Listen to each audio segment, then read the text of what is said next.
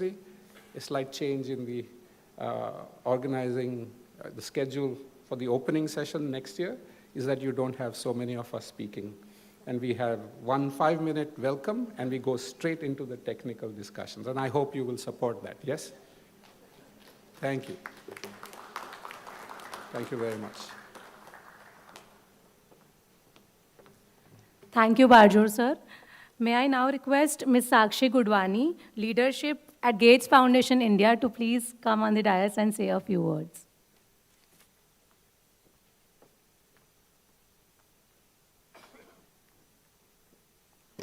I support your plan, but I'm still going to talk about my welcome remarks and opening remarks because I've come prepared. So only this time, and not from next time onwards, we'll do this. Thank you for having me here. I'm here, and I was thinking why I'm here. I've been here now 3 times, 3rd edition of GSAC. And I also think in threes, so I came up with 3 reasons for why I'm here. The reason number 1 is because it gives me hope for accelerated impact.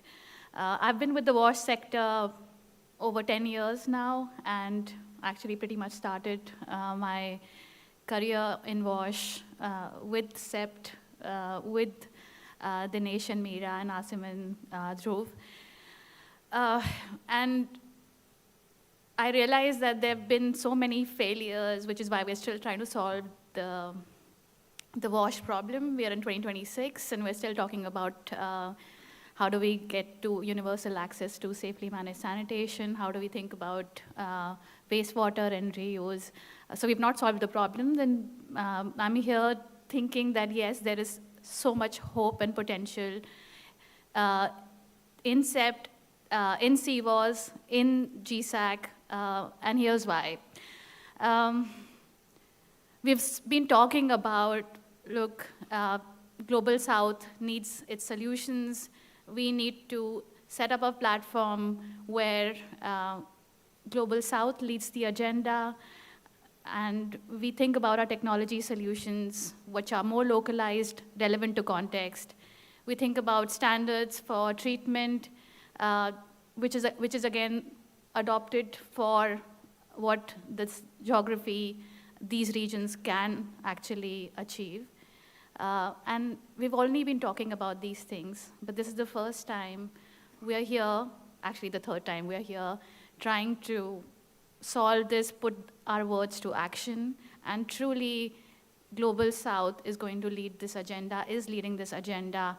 And Meera, I still think of this as a competition to Global North, even if you are generous enough to not think of it, but it's high time we solve this problem. We are also going to be on the raw end of the stick because the water stress, the climate change, the environmental pollutions affect this region more than the global north. So the urgency is here, the solutions are here, the expertise is here, and we better show up. So thank you for this platform, and thank you for giving me hope here. The second reason I feel there is hope is because of the theme of this conference.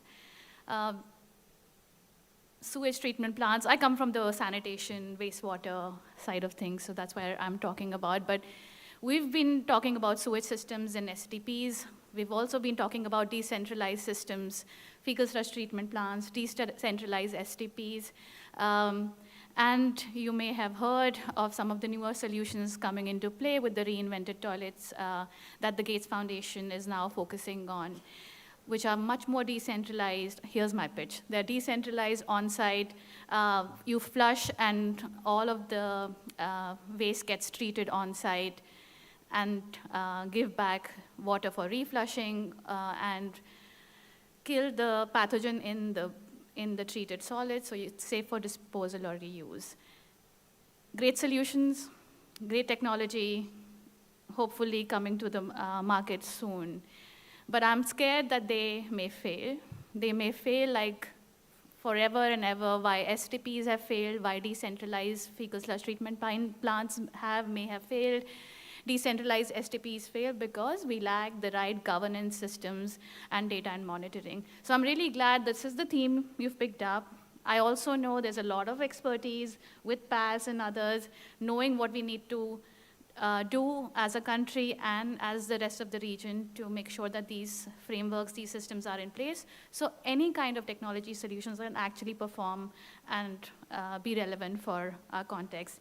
So thank you for choosing and giving me hope for impact. The last reason why this gives me hope for accelerated impact is the acceleration part of it, because another lesson we've learned, we've all worked in silos. We've tried to solve this humongous, complex problem working in silos, and we've learned that that doesn't really work. And I know it's a cliche. If you want to go far, you work together. But it's true. And we need platforms which are collaborative, where multidisciplinary people and institutions come together, because, as Dinesh ji said, water is a multifaceted problem. It's not just one siloed problem. So thank you, Asim, for taking I'm using your space analogy, taking the moonshot, and trying to bring people together through GSAC. I'm glad the four of you were in a room and contemplated this idea. Very hard to run this collaboration, and no better place for it to be run from a place like CEPT University, CWAS-CRDF, because the core is the family, and anyone here who realizes collaboration is a word can only understand it comes into action if you treat each other as a family. We'll have our egos and fights, but we'll also actually come together and solve the problem when our backs are on the corner. So thank you for setting this up. Remember I said I have 3 reasons for why I'm here. All of this impact reason is why is my main reason why I'm here. The second reason I'm here is because of the sheer perseverance of this man called Asim, because I'm sure many of you were, he followed up and followed up and followed up and made sure all of us show up, many of you traveling from long distances. But jokes apart, the third reason I'm here is more personal. It's a moment of joy and pride for me. As I said, I started my work in WASH with CEPT University, CWAS, working, of course, as a part of the Gates Foundation. But they were my partners. From the Nation Mera, in the Nation Mera, I found mentors. And in Dhruv and Asim, I found friends. And I've learned a lot from all of them. I'm really glad to see all of this come together. I wanted to thank you, Dinesh and Meera. One, I hope I've made you proud, seeing me. I've kind of grown up with you. And thank you for also handing over the leadership to capable people like Asim and Dhruv. And to my friends, Asim and Dhruv, I wish you all the very best as you take CWAS to its next chapter. And I hope you enjoy the deliberations over the next few days. Thank you very much.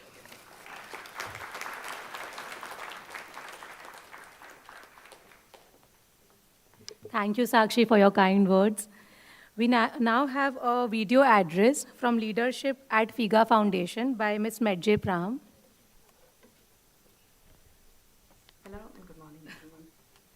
I hope you're already having a good start to the conference this morning. While I'm grateful for the opportunity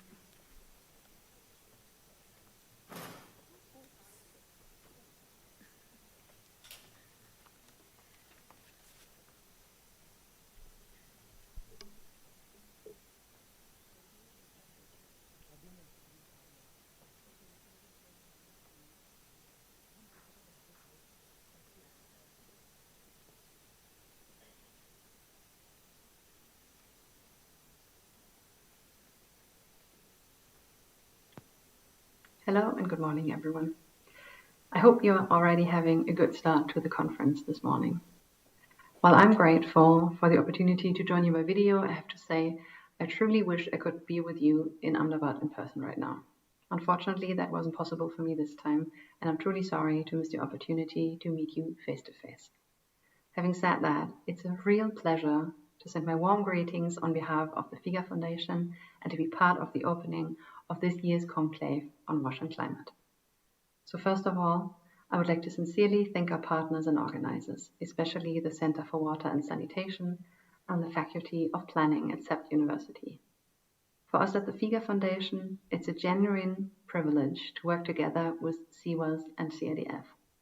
This collaboration means a lot to us because it's rooted in shared values and common belief in the power of research, dialogue, and learning from each other.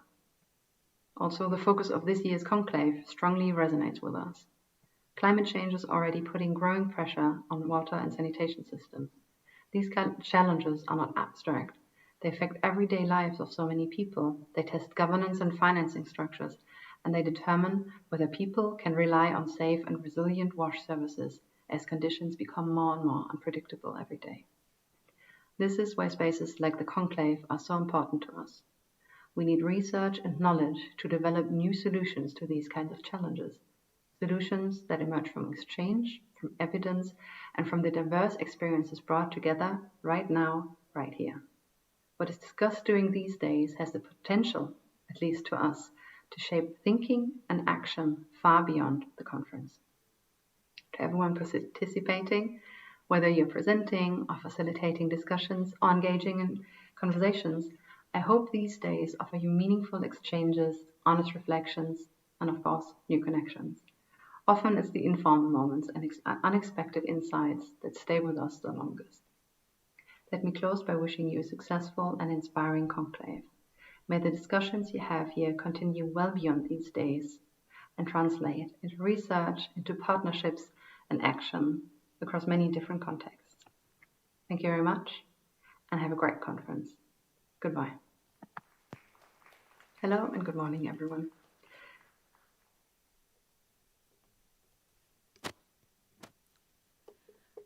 We thank our leadership for inspiring welcome address, for setting the tone of this conclave, grounded in evidence, driven by equity, and responsive to climate realities. As we look forward to the day ahead, we have a few housekeeping rules. Phone usage, we request you to keep your phones on silent or vibrate mode during the sessions to minimize the disturbance. The ID cards that you have received at the registration desk has a QR code which you can spot at the back of the ID card. On scanning it, it will take you to the Conclave application where you can access all the details, the agenda, speakers, panelists, sessions, and more. And we feel very proud to say that it is an in-house developed application by our team.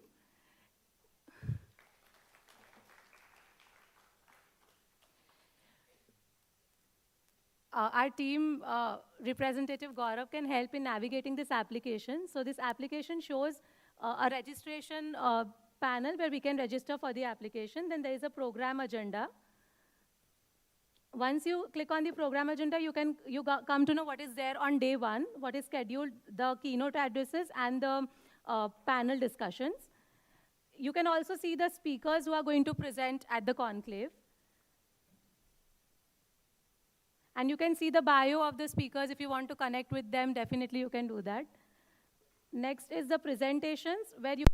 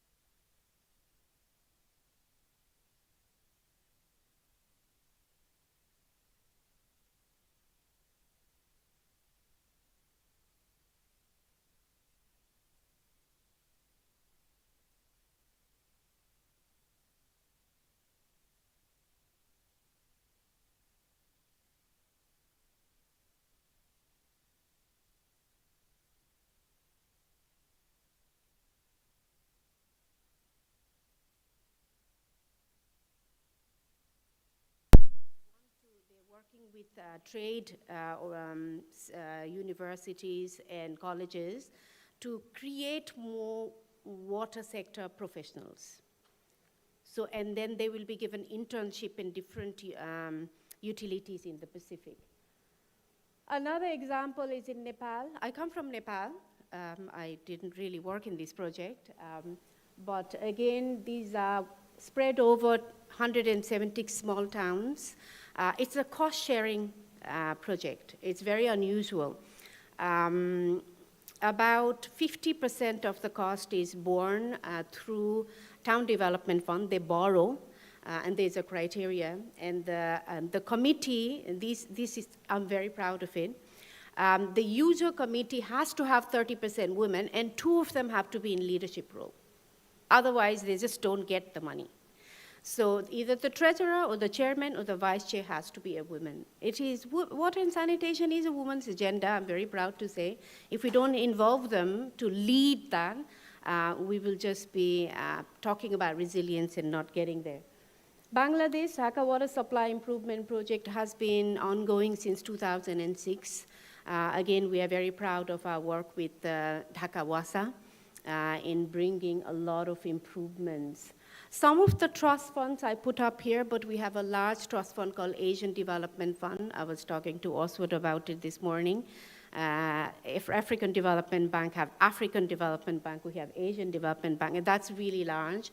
And that supports countries like the Pacific, Maldives, Sri Lanka, countries in a different category. These support pretty much all countries, but looking at the trust fund partners, Gates Foundation, Sakshi is a big partner, so thank you. I think she's gone out now, but yeah, oh, okay, there you go. And long-term partnership with Gates Foundation. I have been watching how Gates Foundation colleagues have come in and drummed into our heads to say, think sanitation, think non-SWORD, think non-SWORD. And actually, they've been able to brainwash.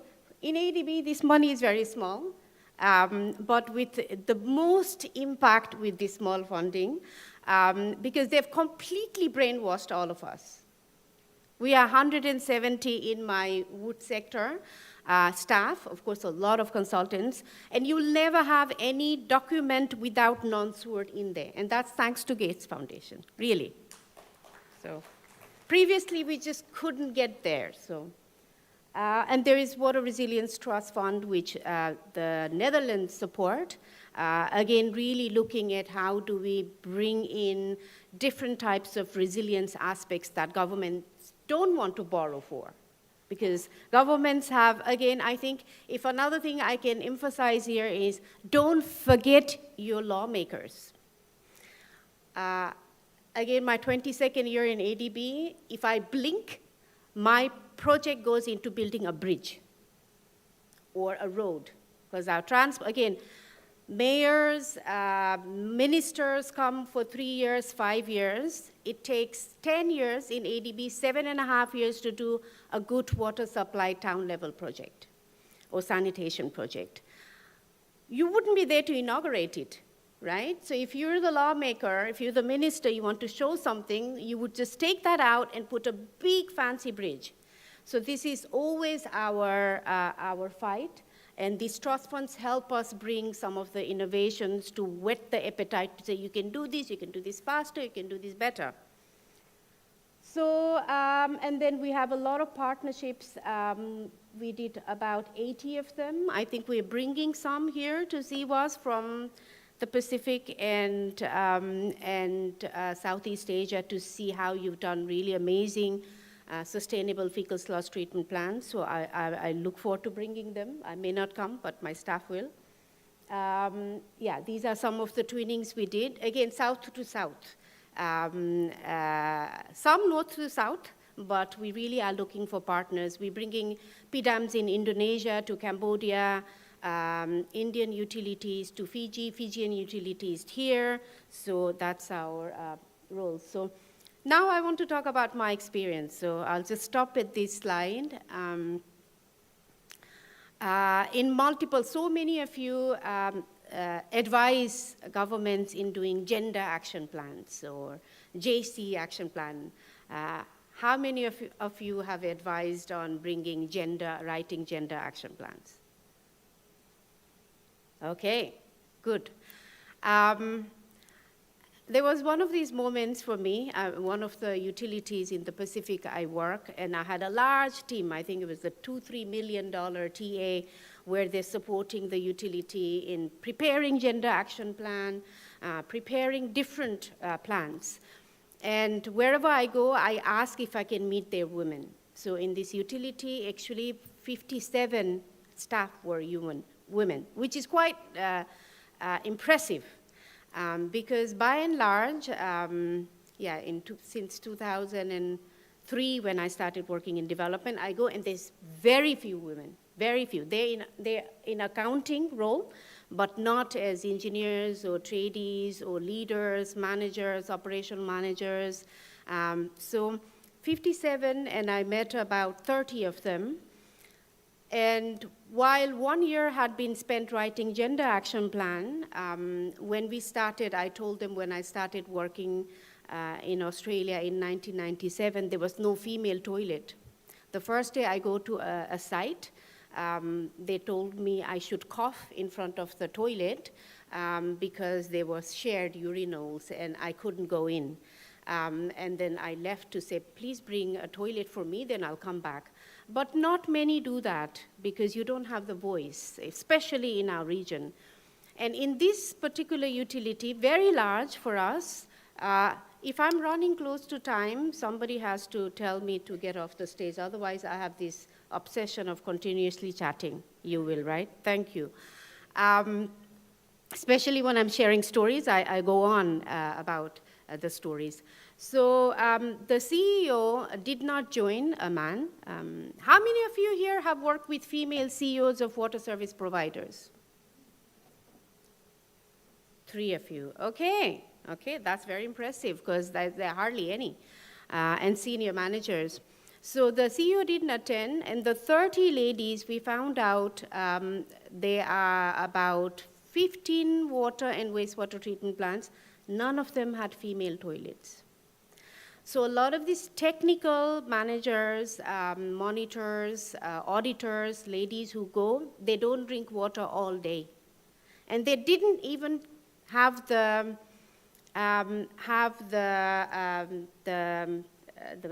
I don't know, they were very brave. They didn't tell the managers because they didn't want to be seen as, here is a woman heckling and not doing her job and creating problem, because it's very hard for them to be in that role of being technical auditor.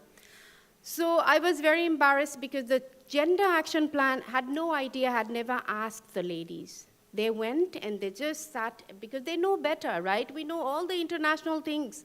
And bring, JC, action plan, social this, inclusiveness, systems of process. I don't even understand half of these words. But they never asked the ladies, what would you like to bring more of you here? What are you suffering with?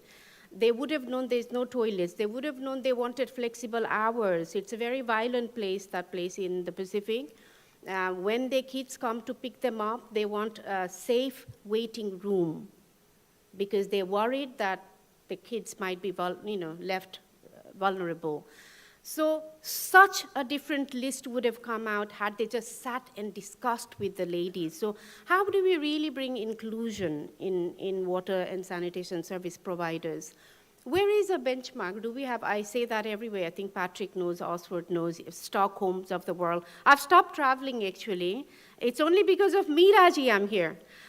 Sorry, she just said, Neeta ji, come, and she's always been my mentor. And because I find in international conference, we say the same thing over and over again, but there's a lot of good that has come out. Where is a benchmark? What's a utility going to work for? How many women are we going to have? None. There is nobody's asked for it. So please, all of you, please, 1 inch at a time, because we've made a lot of progress also, right? So this is why I said the 170 mayors agreed to have a water user and sanitation committee. which has a role for 20 years, to have 2 women leading them. Don't have them as accountants. You've got amazing technical. I'm a water engineer. I can go to any site. I can do hydraulic systems better than any man, or as good as any man. So, but we need to give them that opportunity. We need to say, let's try you out. Go to the field. So again, please, and involve, and let's do gender actions plans that actually bring what the ladies, what the men of that utility need. Second is also younger generation. We have, again, no disrespect, but we really have very few leaders of water service providers, ministries, who are below 40 or below 50 even. I'm in my mid-50s, but I don't meet even people of my age. It's always, how do we bring resilience and talk about digitalization, innovations, when we just led by one spectrum of generation and gender? It has to be diverse. So again, that's my learning on bringing that. And the second, and we are doing some, as much as we can. Again, I make everybody uncomfortable in every conference I go to.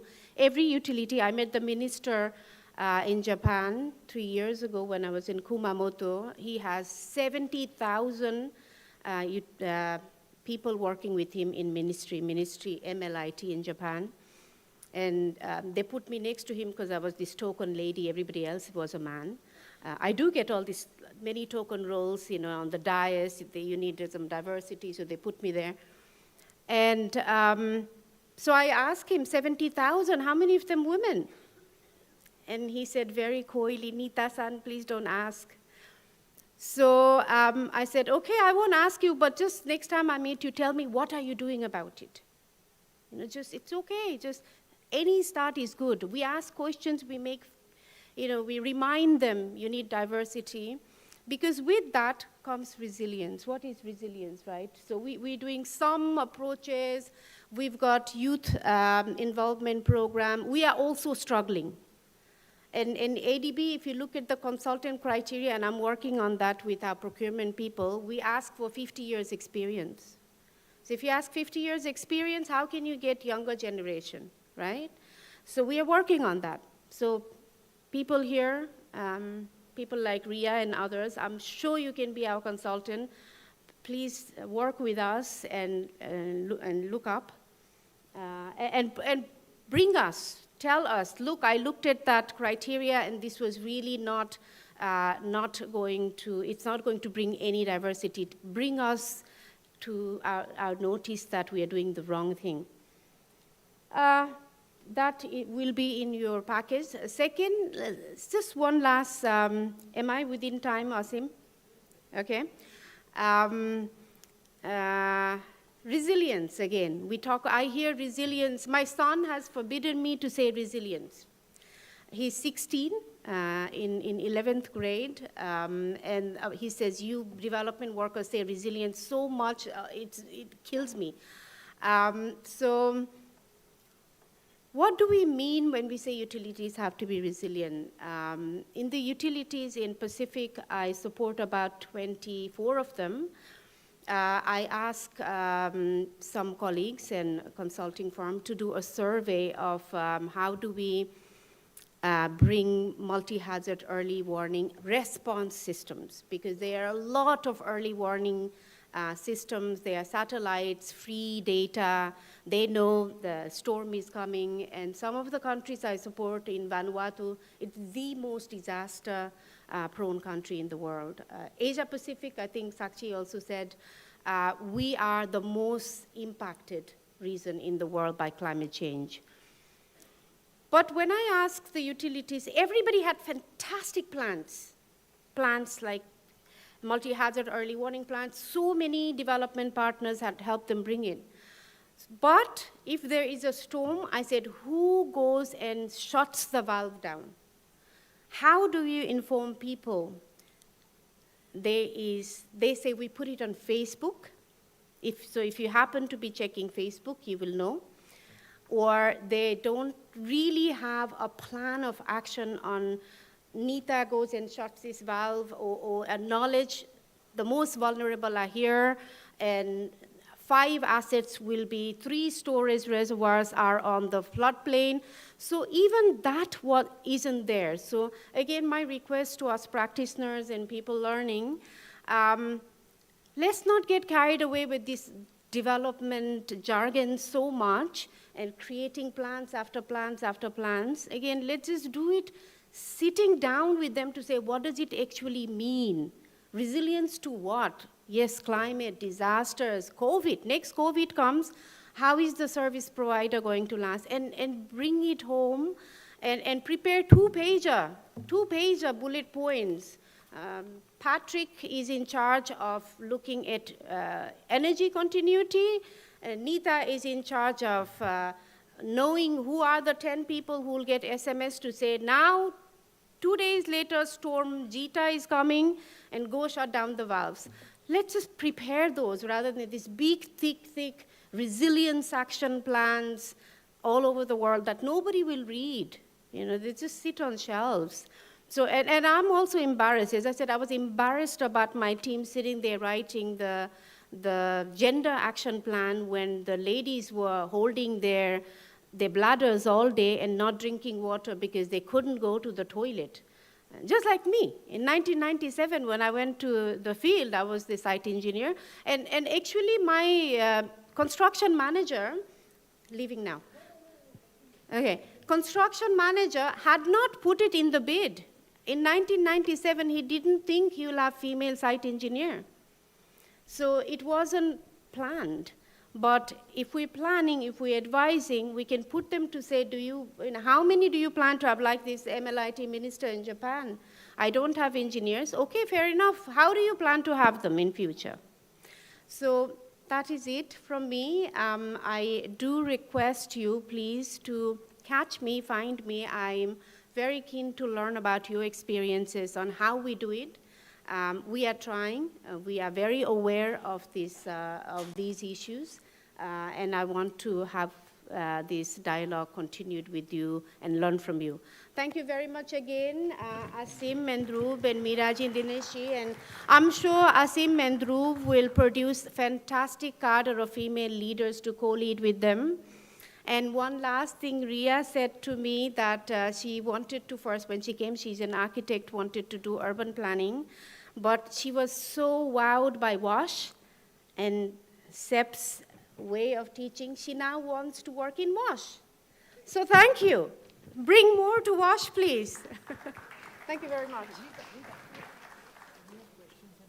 We have questions. Yes. Okay. Right. All right. So I think, thank you, Neeta ji, I think, for your thoughtful key opening address. I think you asked some difficult questions to all of us that we need to think about, but it's good to know that. And it was good to hear from you about women championing at CWAS, at CEPT. We believe that, and we are very cautious in terms of the gender equality that we try to maintain at the campus, at our institution where we work. So thank you for championing women in WASH, and we are there to support ADB for that at any point of time. So this floor is now open to any questions if you have for Neeta ji, based on what she had shared or based on what you know of ADB. If you have any questions, it's an open round discussion. Yeah, thank you. Be gentle, please. Of course. Thank you for a very nice, very interesting presentation. And as Asim said, at CEP Research Development Foundation, I mean, gender is something that is very much at the forefront of what we do and how we behave particularly. My question actually is a little bit broader. And since a senior person from Asian Development Bank is here, I thought I'd put this. As some people have hinted also earlier, that there's a lot of movement away from focusing on climate, and WASH, like it or not, is a poor relation when development funding goes. So with and ADB's largest contributor, I think, is Japan and United States. Then you got China and India. But really, the question is that with the current geopolitical situation being what it is, and the funding is likely to, I mean, USAID is gone, and with countries focusing more on sort of building their own fortresses, putting more money in defense, the money is going to move away from development.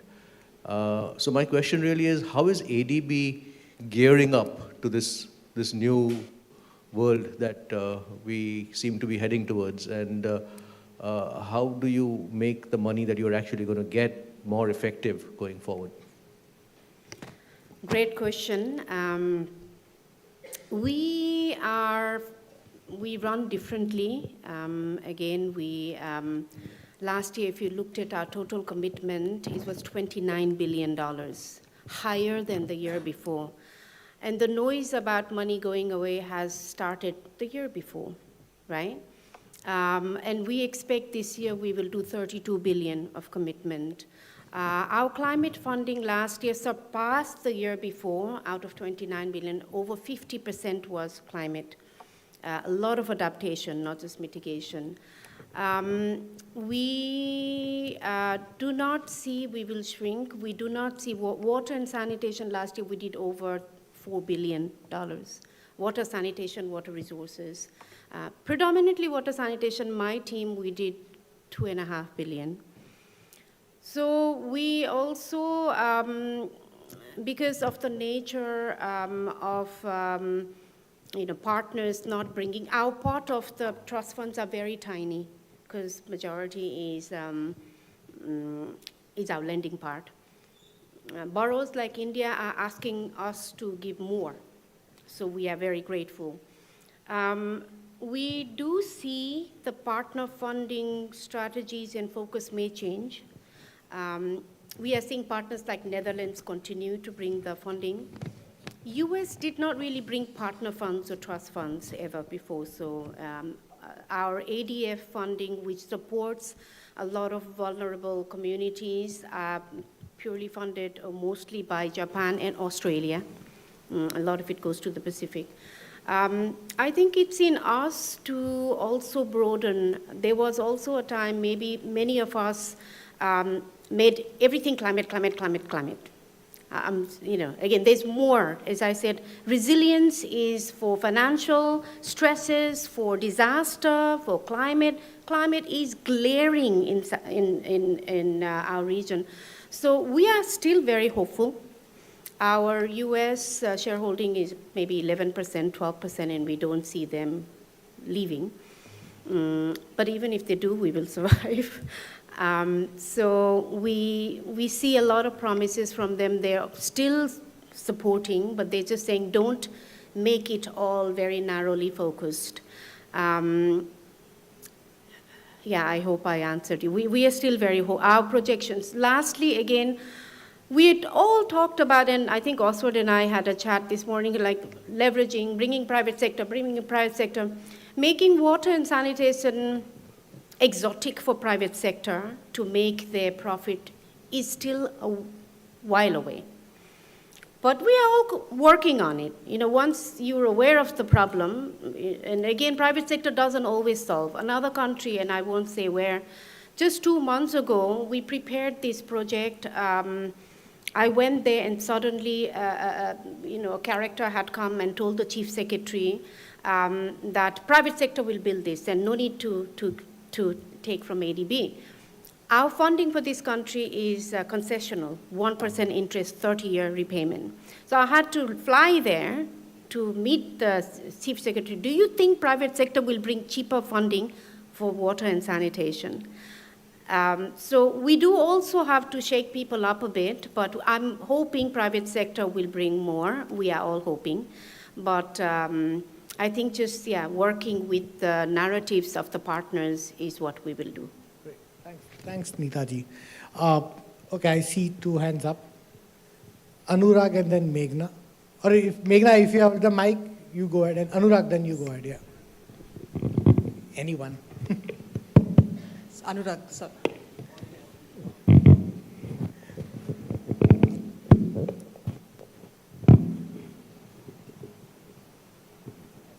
Meghna, maybe you. Yeah, it's you then. Sorry, Anurag is a colleague as well. Yeah. But thanks, Neeta ji, so much for calling out the gender angle and the women's angle, and also so much thanks for your openness for opening up to more partnerships. I think, but I'm representing a not-for-profit organization, and we've been working with trying to bring the women's voice, especially from the urban poor sector who really don't have a voice. But when we look at ADB procurement and the kind of opportunities that come out, these are for large-scale capital support programs, and many times all of these aspects of bringing in voice or how to bring in the such women leadership, building that up from grounds up, are a small part of that entire package. And as an organization, we've really kind of been struggling of how to kind of contribute, how to be part of all of these. So any thoughts of how that can be kind of eased out so that there's more ground up learning that can come to such programs? Just want to hear that from you. Thanks. Thank you. Meghaji, right? Yeah, Yeah, Meghnaji. Thank you. No, we get a lot of that. We are empowering our NGO center. They have a lot more voice than they did 5 years ago. See, our partners are governments. We lend to, we give grants to governments. Many places, governments are open to bringing NGOs on board, like in Nepal, and I worked in northeast of India. Sikkim government brought an NGO to manage the solid waste. In Cambodia, they do the same. But many times, again, because we have financing partners, we don't say procure it this way. You know, we have our policy as long as they're within it. But a lot of government partners have worry about advocacy-based NGOs. So we, I think, together have to continue addressing this to say, we will come because governments want to build it, right? Mindfully, and that's what we, so again, let's work together. There's two to tango here, to say we will not hinder that. We are here to actually strengthen and voice in. But many times if government says, you know, we are opening, and where you see it can be open, tell us. We say, when we used to call consulting firms only, we say consulting firms, academia, NGOs, so we are opening it. But again, we won't go beyond the government. If government says no NGOs, we just, you know, then it is, we'll make sure our policies are upheld. But call us out, like pull opportunities and tell us, and we will do more as much as we can. Thank you. We will try. We're trying. Yes, Anurag, and then any student or anybody else here. Sure. Thank you, Neeta ji. Very great topic that you've touched upon. And coming from an international funding agency, a bank like ADB, this is the school where I studied, so I'll be very open and I'll not put any filters. Been a part of a World Bank funded project for 400 million in this very city. And in terms of gender, what I realized was there was an ESG framework under which there were 3 things that were relevant, but that was only it. First thing was that you should have childcare facilities at construction sites. Second, you should have toilets for women. And third, some of the construction women will get some training. Construction worker women will get some training. But when I looked at what is the data governance protocols the World Bank laid for that loan, what were the, let's say the softwares to be used for digital technology, what were the financial reforms mandatory as a precondition to receive the loan, the list was quite exhaustive and extensive. And that's kind of been bothering me for a while, but this is a good platform to hear your thoughts as ADB. Is it going to go beyond these token ESG frameworks or mainstream the gender equity into all components? Or what's your thought on this? How is ADB planning to go ahead with this? I can't speak for my colleagues at the World Bank. I have never worked there, 22 years in ADB. We are very proud of our, if you see our projects are 18% over gender aligned, but nobody's perfect. I criticize my own team doing gender action plan without asking the women in the utilities. So everybody is trying. Again, I think it depends on the dialogue with the government on what criteria is put there. The ESG framework, we try to streamline across the development banks. But again, call out. I always say call out as you're preparing projects that you see it can be strengthened. We always ask, this partner didn't do that, financial didn't do that. But if you see, put it on a website and say we could do better, or write to the World Bank, what we call project team leader, to say you could do better, because they don't know. Nobody knows everything.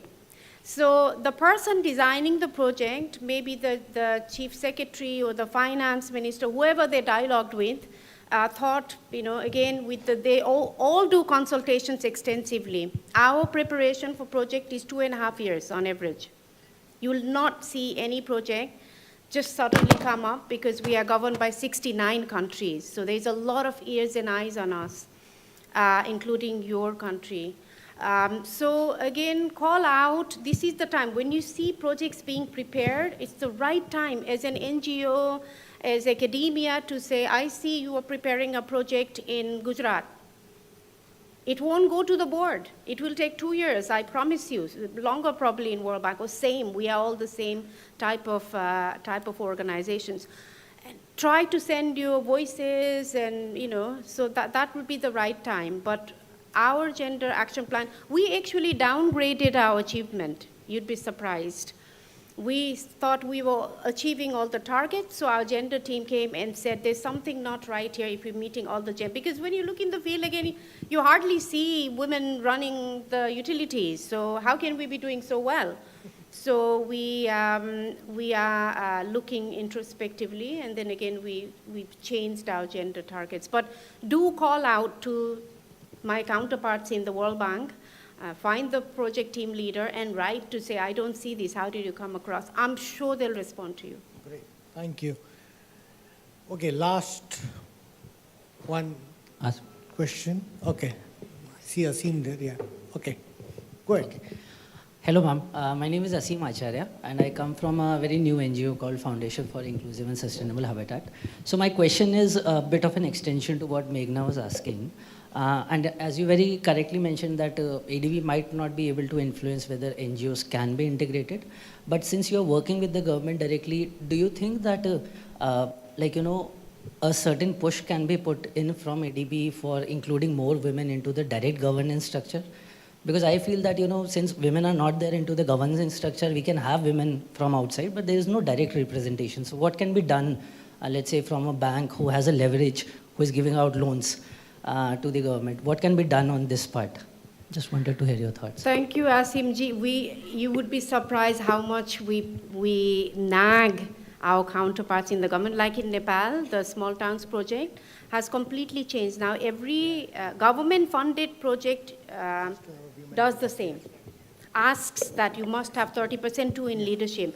So that wasn't done just through 5 projects. We insistently ask. Now government's done it.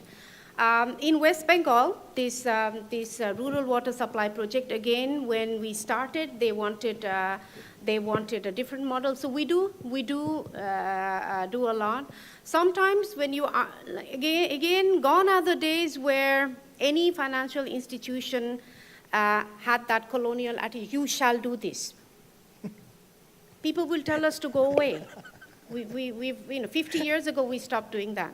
So it has to be a sustainable dialogue, 1 step forward, 2 step forward, and we are inching.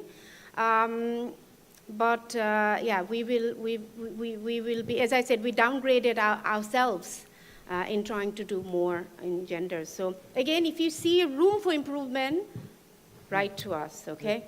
Thank you. Great, I think we'll have to take a stop here. I think, thank you Neeta ji for your wonderful keynote and for answering very difficult questions, I know. But thank you so much, and thank you for being our women champion, and we all are here to support and be part of this journey. So thank you very much, and thank you all The first for being a champion good... is Moriarty here. Yes. Thank you, everyone. Thank you. Thank Yeah. you. Over to you, Sobhya. Thank you.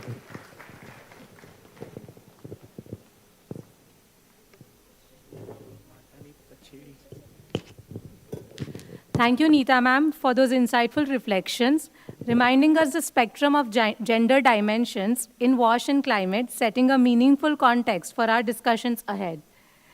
May I now request Ms. Mugisha Jaiswal from CWAS to give the memento as our gesture of gratitude to Neeta ji.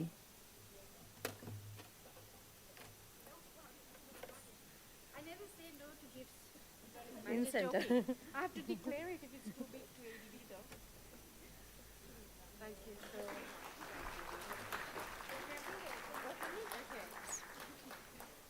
As I said, if it's too Yeah. big, I have to declare it. Give it to my organization. Oh, this one is lovely, Alfie. Thank you so much. Really appreciate it. Oh, yeah. This is Matani Pachedi, which is an artwork of CEPT campus. As you can see, it's a Gujarati traditional art style. The artist has depicted story of activities in CEPT University campus in the traditional folk art style, which is Matani Pachedi. You can also see north lawns where the exhibition has been set up, as well as there are other buildings, activities and stories mapped across the campus. With this, we take a short tea break. Tea and coffee are placed right outside the BNB auditorium. We request you all to be back by 11:15 a.m. for the next session.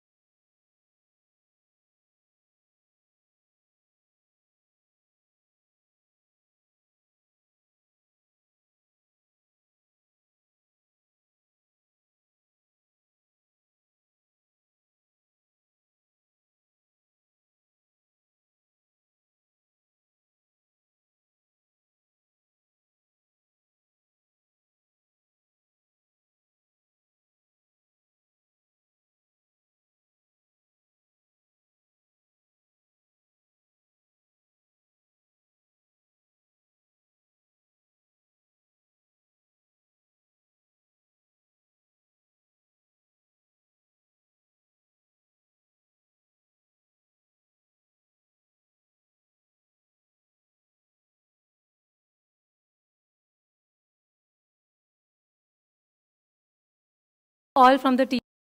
Moving on to our next session, eminent asset management expert from Australia, based on his experience for water sector, uses the phrase quite often that there are only two sets of data that exist in water sector, poor or very poor. We have to take a decision out of it. Now it is the time to change such notions in the water sector and development sector as well, because there are many initiatives, innovations, and new technology.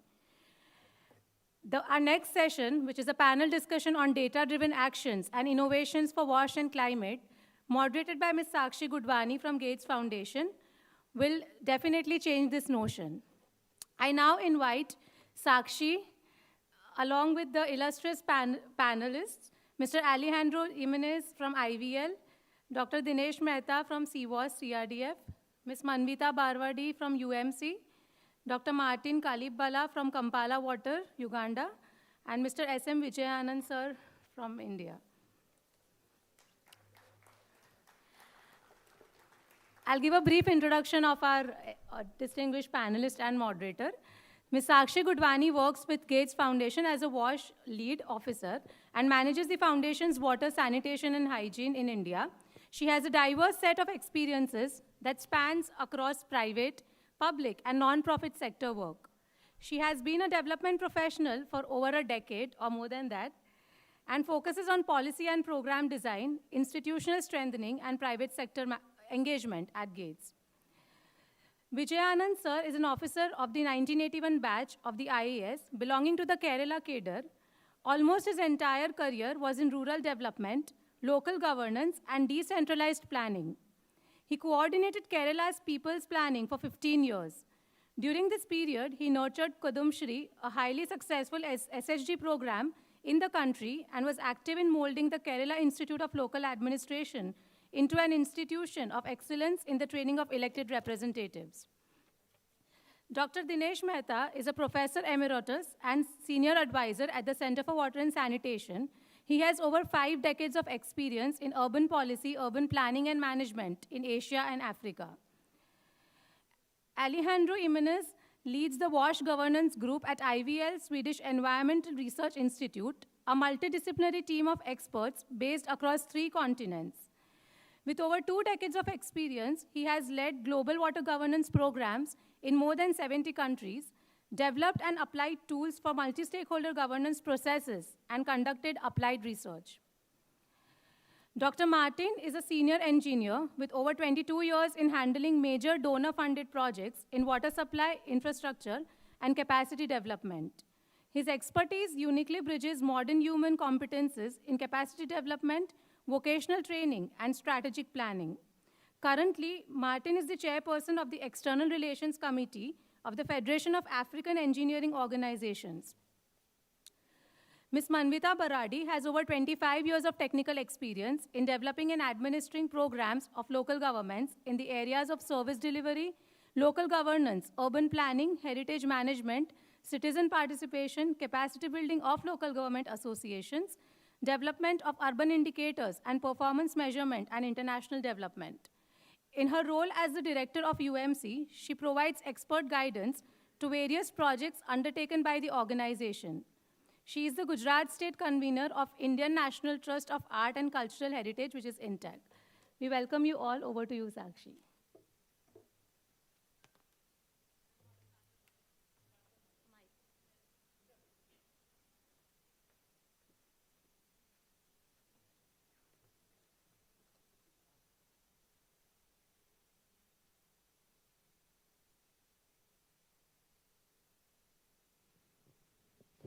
Hello. Thank you.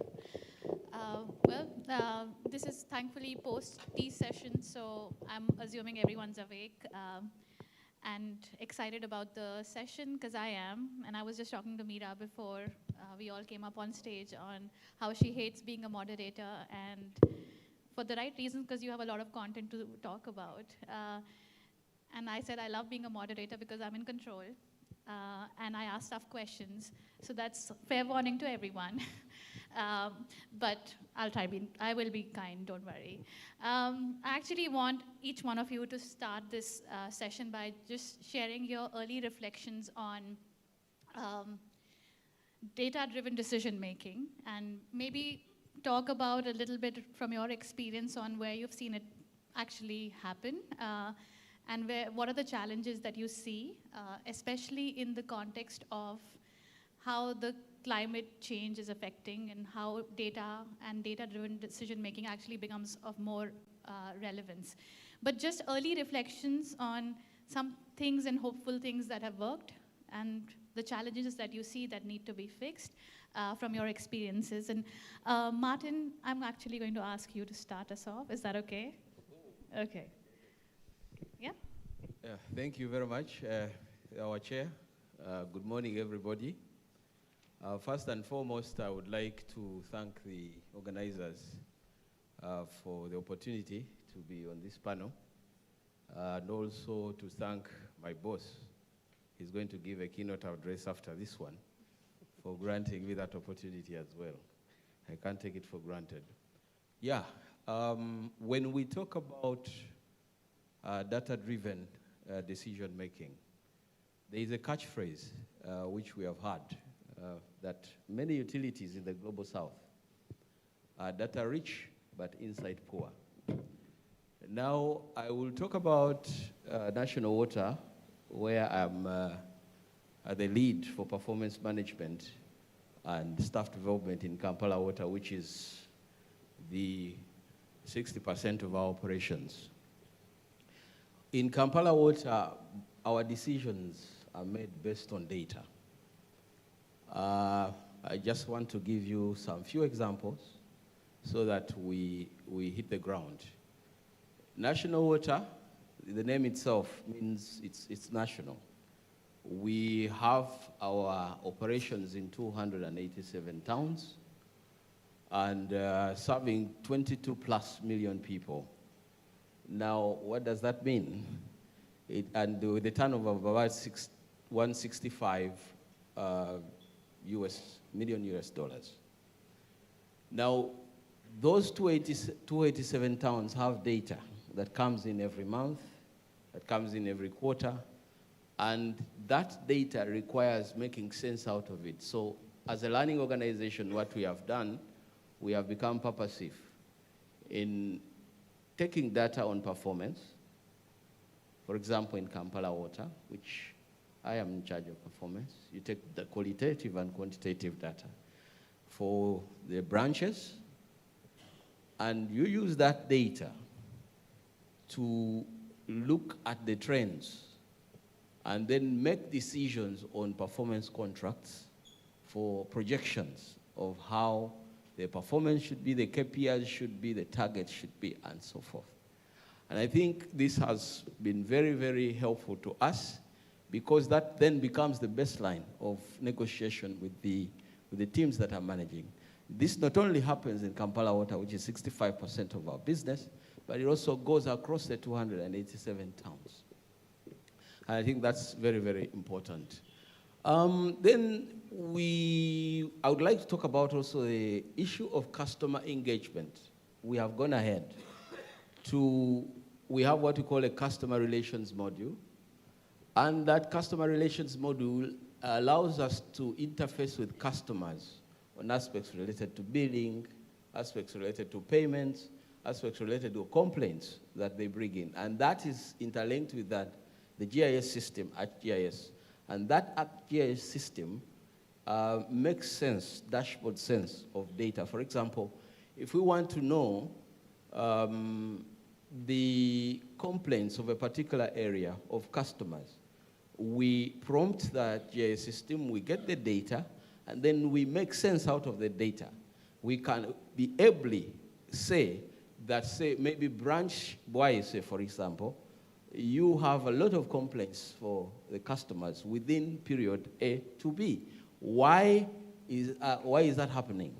And the timing and things like that. And I think that's very, very important to help make our decisions on what to do next. We have purposively, intentionally decided to move towards being decision smart. And decision smart means that you have this data, both qualitative and quantitative, and you're making sense out of it. I want to give you another example of performance management for the staff themselves, because that's what I'm in charge of. We do what we call quarterly performance appraisals. And we have an e-appraisal system where you have all this data, trends, dating back to 2, 3, 4, 5 years within the system. And we prompt that system, make sense of the data. We're able to say that, I think, Mr. X, your performance is dwindling, and try to find out and prompt the causal factors.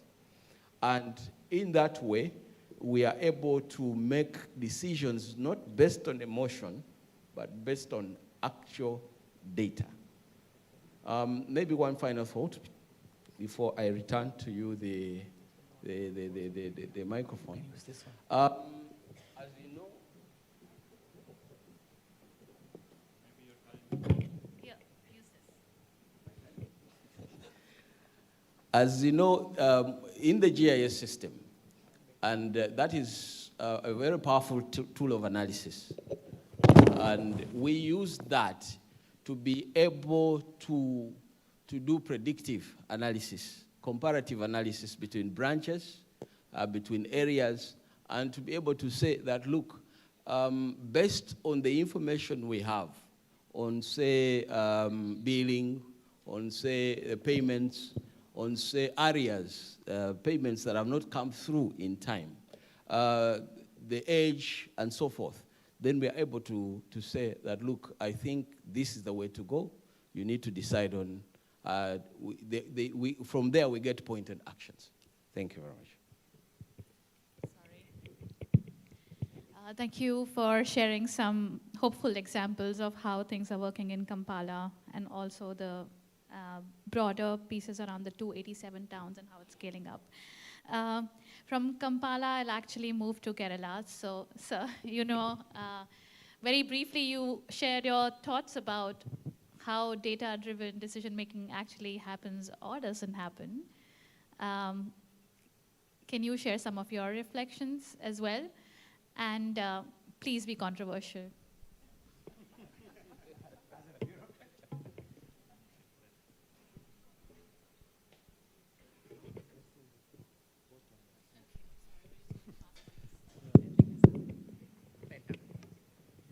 As a career bureaucrat, I can't be controversial. I can handle controversies. That's what distinguishes a bureaucrat. My opening thoughts, we are all very happy. I was very happy to see WASH, climate change. I have intrinsically, almost within me, realized the link. But in policy making, in discussion, I have not seen it. A close friend of mine attended the Rio COP, and he says, few NGOs in the sidelines mention WASH. It's all energy, it's all oil, it's all transport. So the first is to get WASH into the real agenda, not in our minuscule agenda. So there I think probably Gates Foundation play a role. How do you get it? It's not very difficult. So, and then mostly the global action is wobbly. I don't want to get into the reasons.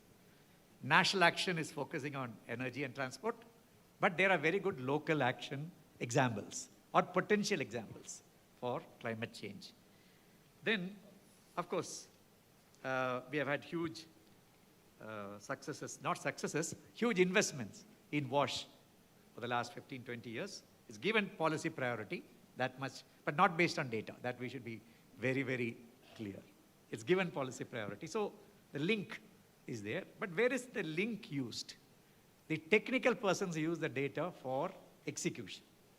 You can't execute it without data. Their data is used, and more for water.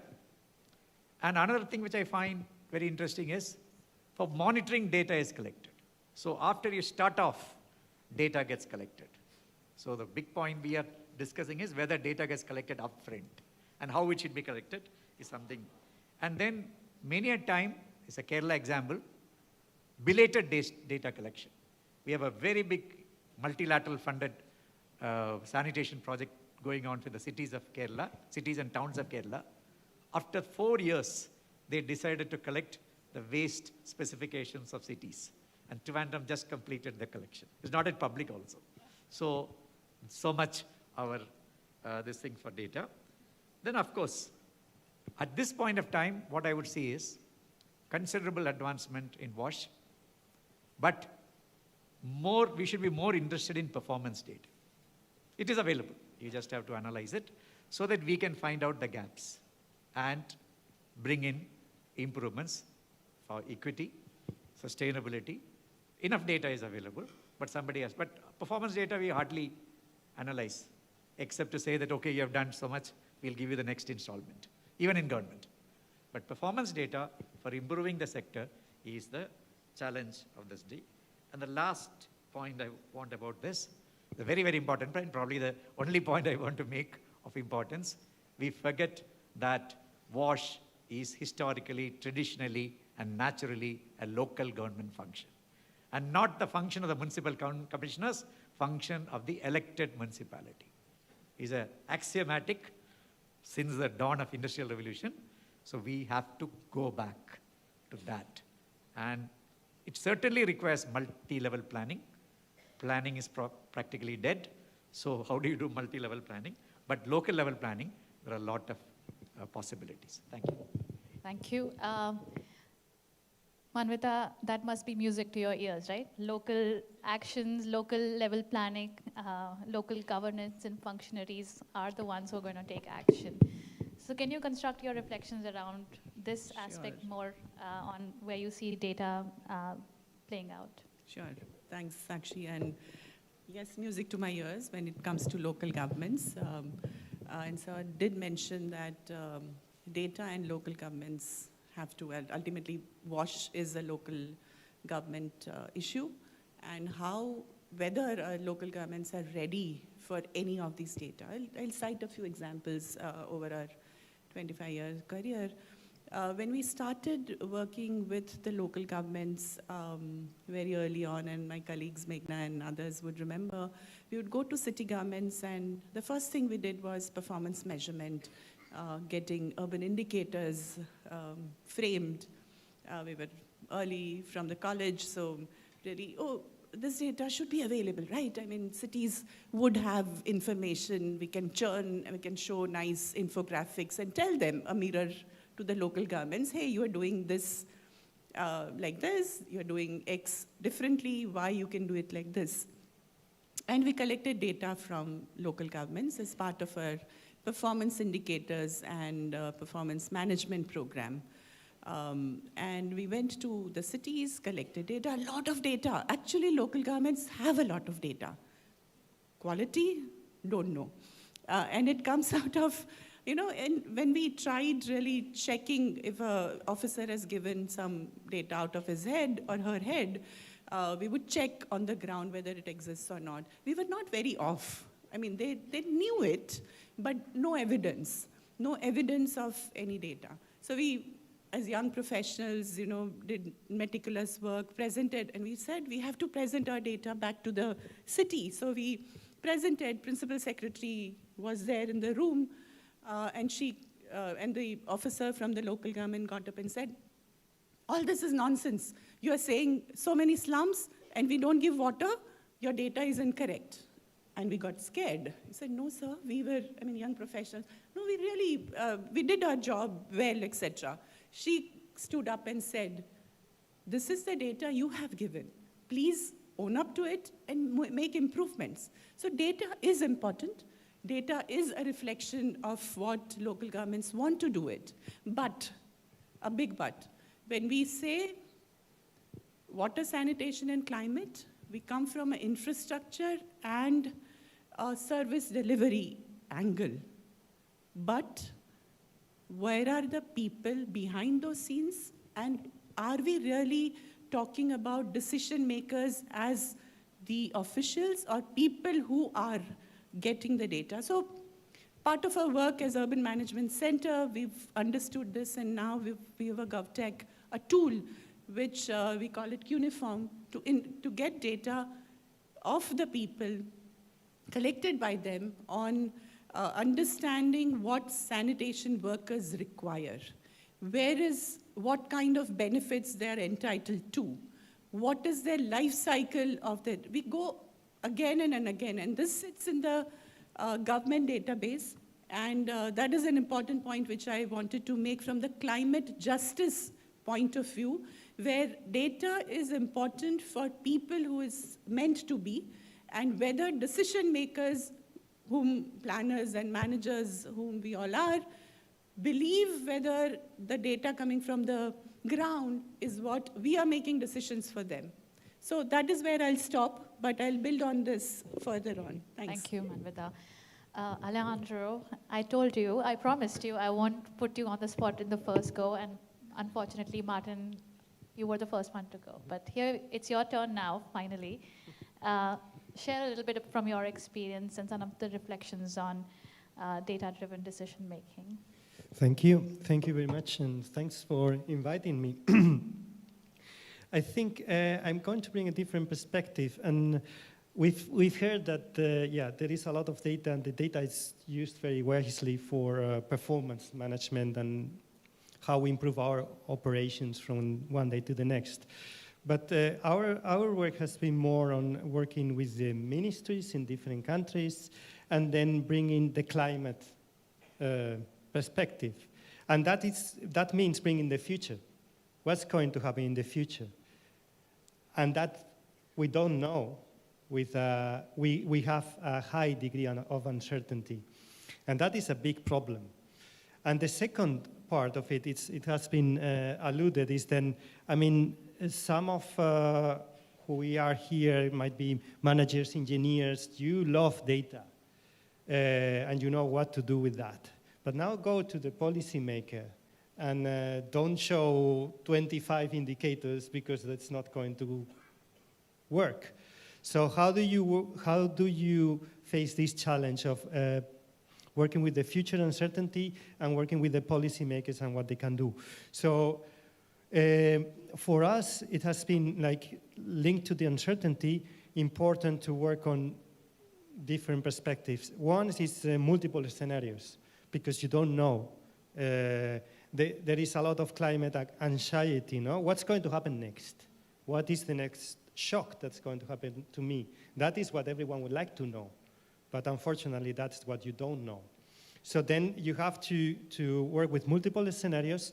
We have to work with also co-production strategies, in the sense of integrating different experts and voices, and also from different parts of the government and from the stakeholders. And that is often a challenge, because we all know Ministry A doesn't talk a lot with Ministry B and with Ministry C, and that happens almost everywhere, unfortunately. But all of them are part of the decision-making when it comes to the climate aspects. So a third part of it, it's trying to see, okay, based on the scenarios, how can you find at least hotspots? By hotspots, I mean places where there is high likelihood of being affected by multiple of the scenarios you are looking at, and where that intersects with high vulnerability, meaning like high initial poverty, low quality of accesses, low preparation in terms of facing, withstanding those shocks, right? So then at least you can give some pointers of this might be areas, and now I'm talking more of the country level, where you can put some focus, because you are then likely to suffer here certain shocks, and you have to be better prepared than you are now. I stop here. I was just looking at me and saying, you have to stop. No, but I think you raise an important point around data not just being as like a belated data collection, but being used for more proactive, predictive, especially for the hotspots which are more vulnerable. And I'll come back to you to give us a double click on that. Dineshji, I come to you. And I waited till the end for a reason, because I know from personal experience, you've seen the whole cycle, right? No data, no templates to collect data, urban local bodies, to getting some data, getting them to start collecting their data and using it for decision making, and so much so that even PASS is now informing policy. So you've seen the whole cycle. It's been full of challenges, but I'd like to hear more of your reflections on that and what worked, what did not work. Okay, tall order. to summarize 20 years of experience in this 3 minutes. But I think you are right. When we started the PASS project, in fact, the whole notion of a performance assessment system for municipality was unheard of. And we learned the hard way that in the water sanitation sectors, engineers measure their performance by the length of pipes they have laid. Bureaucrats and politicians measure their performance by the amount of money they have spent. But nobody bothered about the outcome. Is there a water at the end of the pipe? All these investment, what are they leading to? Now the bank and the ADBs of the world talk about performance, what P4R, payment for results, and that you will get paid only if you achieve some outcome. But 20 years ago, that was a hard lesson for us. So all these data-driven decision-making, data-driven governance, we had a difficult terrain to surpass and difficult journey, but over time, I think, as Sakshi mentioned, we did succeed. Our initial phase, when we went to Vijayan, some of your colleagues probably, big city and administrator, and we talked about that we are doing this exercise, and he said, look, there are two kinds of data in this government. If you are giving us an award, we are the best, and we'll give you the best award. If you are giving us a grant, we are very poor, and we'll give you that kind of data. So what is the kind of data you require? And then we had to say that, no, we are looking at what is your outcome? How many people? And so the whole notion of service delivery, it was difficult sell, but over time, and over these last 20 years of experiences, we now find cities themselves, and UMC is as much a part of this journey as many other organizations. And so people have recognized the need. Our greatest achievement was that when the 14th Finance Commission, because the service level benchmark was introduced in the Finance Commission, and for those who are from India, understand the Finance Commission, the Central Finance Commission, and so the 13th Finance Commission, 15 years ago, introduced that they will get a 20% grant if they publish their service outcomes. The next Finance Commission was not so keen, so we had to talk to them, present our work, and ensure that we do need to get cities to recognize that there is a need to measure their outcomes, and so they have continued. Thankfully, and those who have just seen the last week's budget, even the 16th Finance Commission, which announced, or the report that was made in public, has also accepted that the service level benchmarks will continue. So I think that journey of getting data or outcome related information in the government systems, funding mechanism is well entrenched. Our challenges are this notion of poor data and non-poor data, meaning the strengthening the data system within the local government. Because the whole notion of, as you said, that, people, even with our programs of what we call, in Hindi we say, har ghar nal, nal mein jal. So water tap in every house and water in every tap. But when we go out in the field, both in the rural and urban area, we find that that water in the tap is still a little far away. So this whole notion of last mile connectivity requires more field level operations. The notion of ensuring, especially in the rural areas, that the water resources are more permanent and not seasonal is again a challenge. Now, that the next level of information or data collection will have to come out from this next year of not the broad service level that we have been talking about, but reaching out to the people, granulate by different groups of communities, by different sectors of the city or segments of city. And so I think there is a lot of inequality. The city, the part of the city where we live, I think we are consuming 3 times more water than another part of the city. Now, but these things are part of the system design, and how do we correct that? So that requires this granular information, which should be the next step for the PASS project. I hope Dhruv is listening to us, but so that is the challenge. Thank you. I think all of you in some shape or form have shared some great outcomes that are happening in Kampala and other places where things have worked, with PASS where things have worked, and have also highlighted challenges, which is like, what's the next level of data collection? How do we strengthen data at the local level? And what are the incentives that are required to actually collect performance data? And people across all levels should be incentivized to both collect and use that data. I actually now want to switch to getting your answers on the how. How do we make this happen? And okay, Martin, I'm not going to come to you first.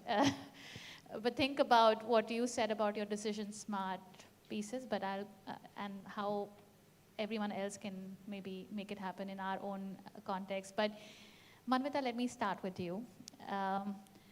And just, I know your experience on the local actions, and you were young professionals with a lot of passion, and you learned on how it's, and got your data negated where you didn't find maybe champions to hear this unless at some point the principal secretary did. What can we do as both a sector and a collective voice to get that point across on that data has to be collected well and used well, and it should find its salience in people who are deciding the incentives? Sure. Data should be collected well. We'll need to have systems of collecting data. What kind of data? Should it be averages across cities? Should it be granular? Should be hotspots? Should be local? And then what do you do with it once the data is collected? Hello, okay. So what do you really do? So how do you collect that granular data? So based on our experience, and of course we were partners for PASS, but building on that understanding and mentorship of Meeraben and Dinesh Bhai, when we started our work on climate action for Chennai, we worked with the departments, and it was difficult because one, climate data, where we have to look at various sectors, analyze from what impacts the climate, and find these departments to give us that right information, and breaking those silos became a big challenge. So averages, I was talking about whether we have one broad brush understanding of city averages, or we go deep into it, segregate data, informed decision, and then because all of these is government facing, government has to buy in, trust us, and use this data in breaking silos. So it becomes extremely, extremely important in the relationship between the stakeholders whom we are consulting and the data being analyzed. Data exists, very disaggregated data, fragmented data. We need to collate, understand, and then verify at the ground, when we call it ground truthing. You go there, check. How do you check? You sit with the communities with whom you are interacting with, validate your information, bring it back to the officials and have a conversation. Who has the time for this? So as professionals, we would say, fine, I mean, we've done the best. Who's there to listen to us and validate? Because unfortunately, no data can come out without government validation. This government or that government or previous government, all the governments are the same when it comes to data, because who wants to see the rear mirror about themselves? And who has the guts and the courage to take that data and own it up and say, we are poor in this, but we are here to improve and do ABC as an action plan. Big challenge for professionals like us, and I see here a lot of students, so they should be prepared when they get out in the field to understand what's going on. So one is the quality of data, and even if we have good quality data collected, whether government will own it up and put it out to public domain. So inherently, we have two sets of data going on out. One, to get an award. Second, target-oriented data, where you were supposed to, achieve this, and so I add 10% for everything and let it go as governments. Not as professionals. Professional, we are constantly struggling getting our point forward with the decision makers to say, hey, look, but sir, ma'am, ABC, this is what is the real picture.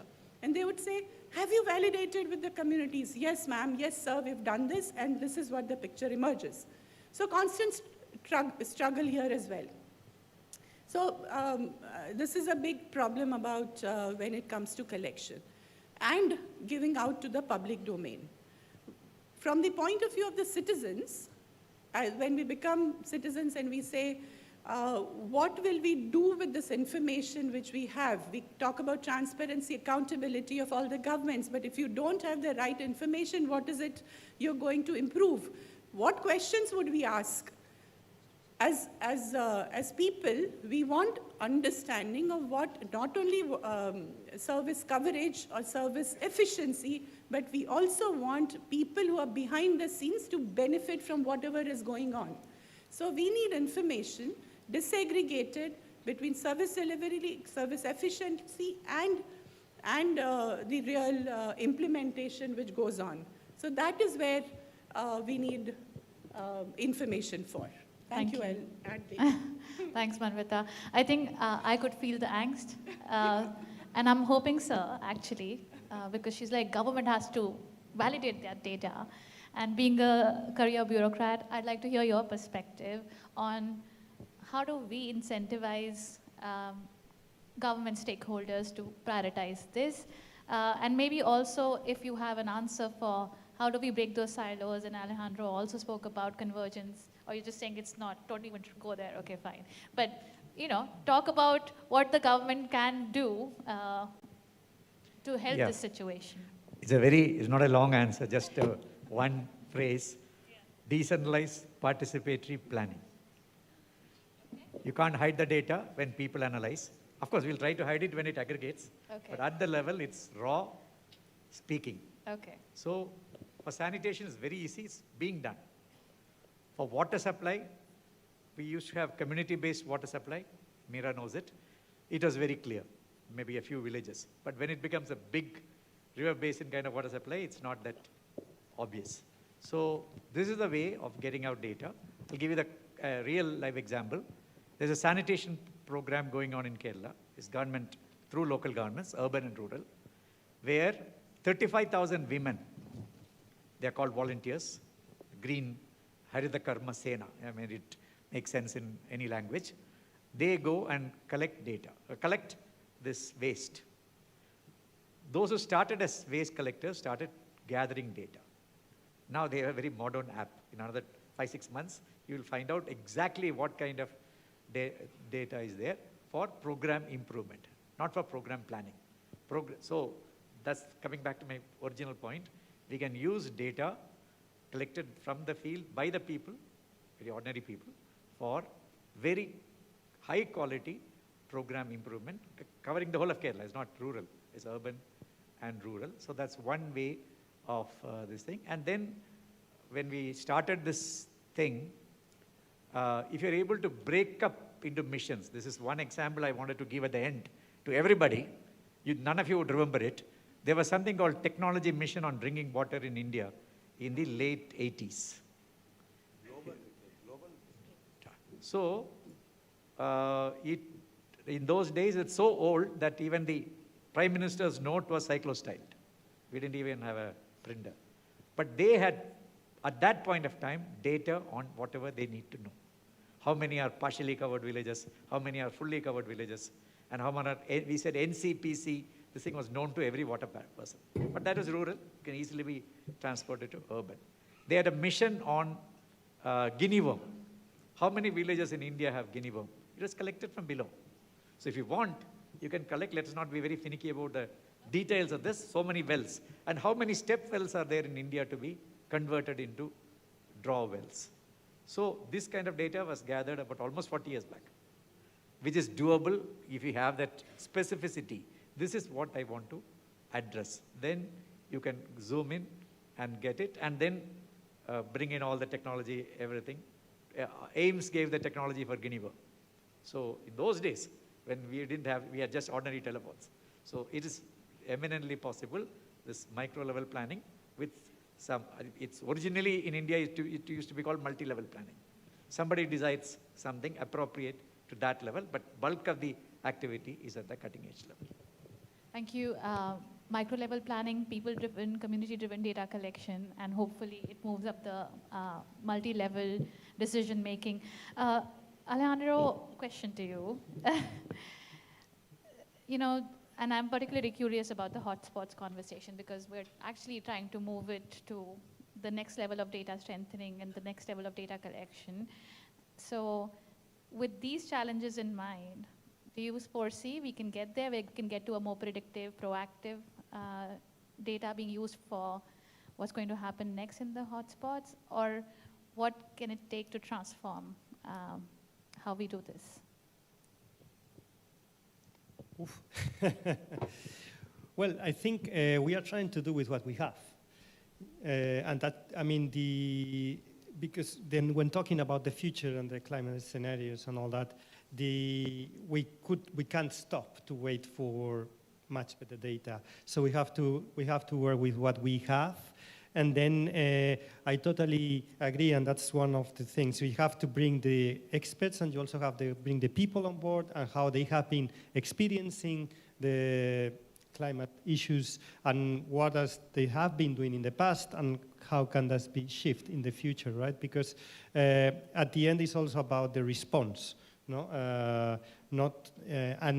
And here, talking about preparedness, it's about how can we proactively take steps so that we are better prepared. And that requires that this is normally not mandated.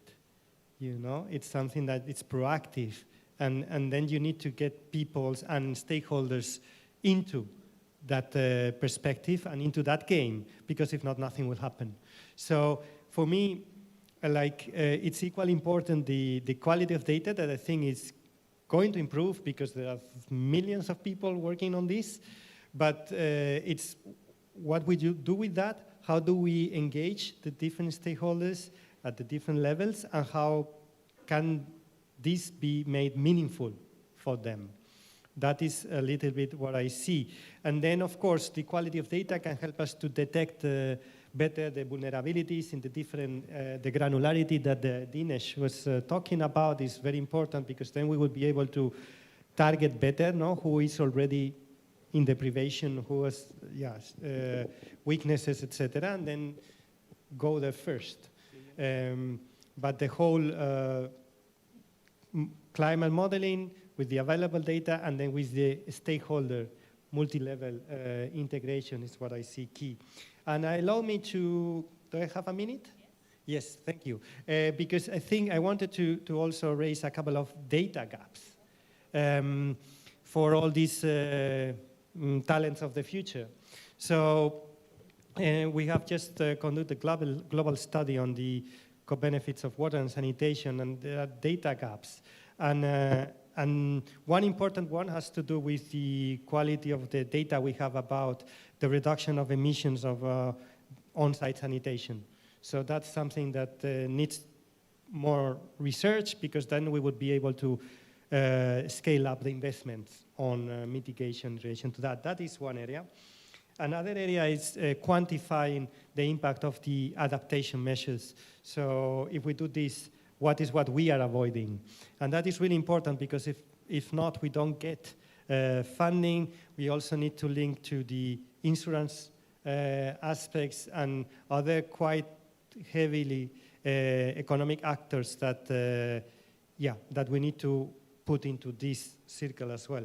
And the last one, early warning and response systems. There is a lot in the early warning part, and Neeta was very clear in saying the response part. So how do we link that data to the effective decision making? And just coming from a country that last year, I come from Spain, a lot of technical capacity there, a lot of data, flash flood coming, early warning, yes, poor response, but at the end, 200 people lost their lives.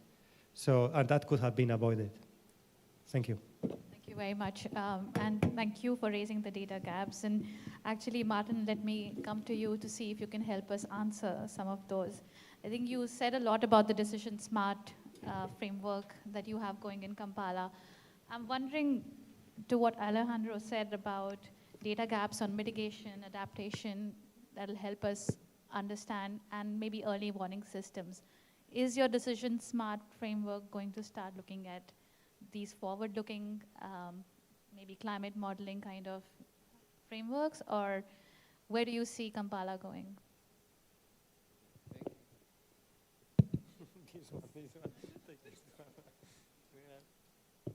Thank you very much, moderator, for that question.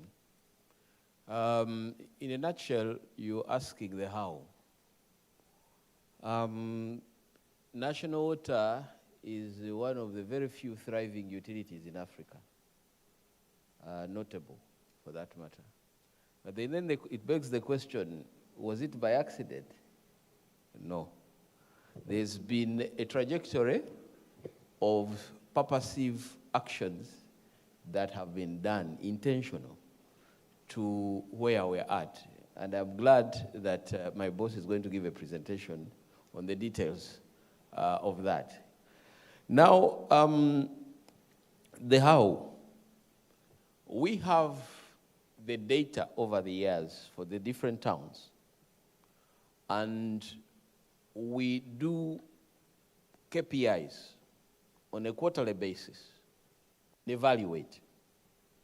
And that evaluation then becomes the basis of poking the management of the area or Kampala Water or the branch and pointing out the improvement areas, if you would allow me to use that soft word, improvement areas.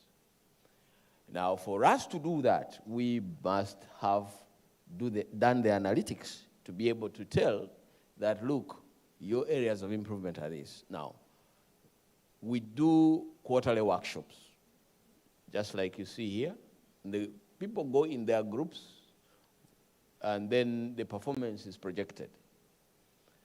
Strengths, weaknesses are pointed out. The winners, the losers, those people or areas that are of concern in terms of performance.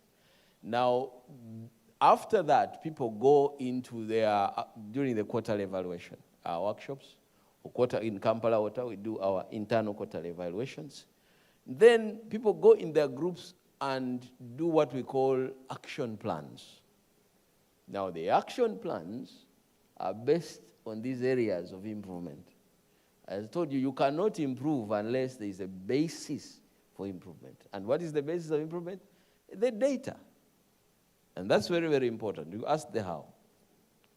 Now, they go and have action plans to address these weaknesses.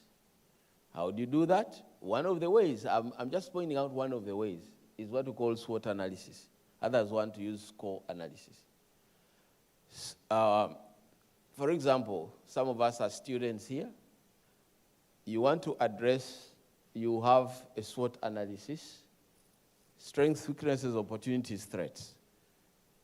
So, and as I said, we are working towards having loss adjustment factors. Now, the other issue is the issue of financial autonomy, enhancing revenues, consistent tariff indexation, and cost containment. At the national level, of course, we have full financial autonomy as an institution. We don't rely on the government. We don't get our monies from the consolidated fund. We fully cover our costs and also make some little money for investments. So our budget cost coverage now stands at about 70%, having gone up from about 30% about 10 years ago. So which model are we using? We use the new performance management model, and I think you know what that one is. Being able to manage a publicly owned institution using private sector-like business management principles. Moving away from engineering service delivery, moving people and customer-centric service delivery models, digital systems as enablers of efficiency, operational efficiency over asset expansion alone. I think that is what Denish was talking about. Service equity for informal settlements, financial autonomy and self-reliance, climate stewardship, that's a big issue now. And lastly is what our challenges are. We are challenged things which keep us awake now. Shocks, climate shocks. As I talk now, for example, Kampala is hot. And when it becomes hot, the demand for water increases and the infrastructure gets challenged. And that's when rationing starts. Rapid urban growth is also a challenge. Financing sewerage versus water. Utilities like national water tends to put less emphasis on sewage compared to water. Affordability versus cost recovery. The president in Uganda has directed that industries get a lower tariff, and that tends to cause a challenge. Water theft, talent retention. If you have people like Dr. Martin, retaining him is also a big problem. You have to travel with him to India so that he's happy, so that you can retain him. Technology advancement is also an issue. Therefore, I want to encourage the academia who are here that we need research that solves real operational problems. Then we have to support formal R&D and grassroots innovators, invest in ecosystems bridging classrooms and fields, scale up proven technologies, and also engineering innovation must drive the transformation agenda. Lastly, I'm being challenged by the timekeeper there. He chose to disturb me. He has not disturbed anyone.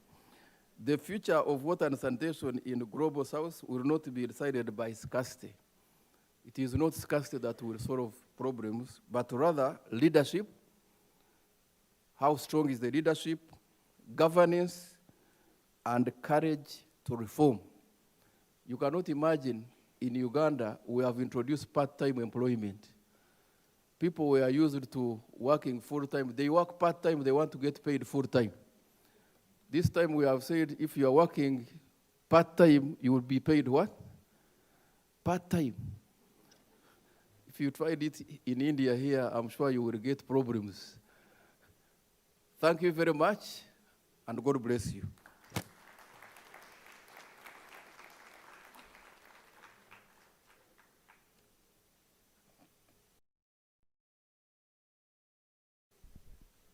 Ready for questions?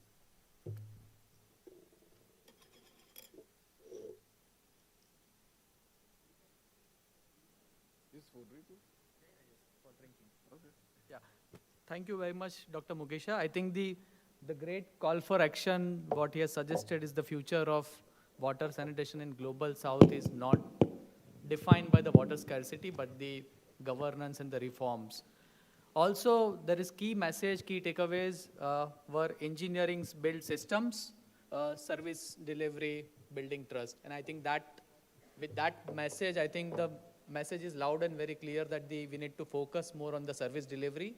The profit margin will automatically result into the on the balance book. I think that's the key message what we have received. This floor is open for the questions. Yeah, please. Mic, please.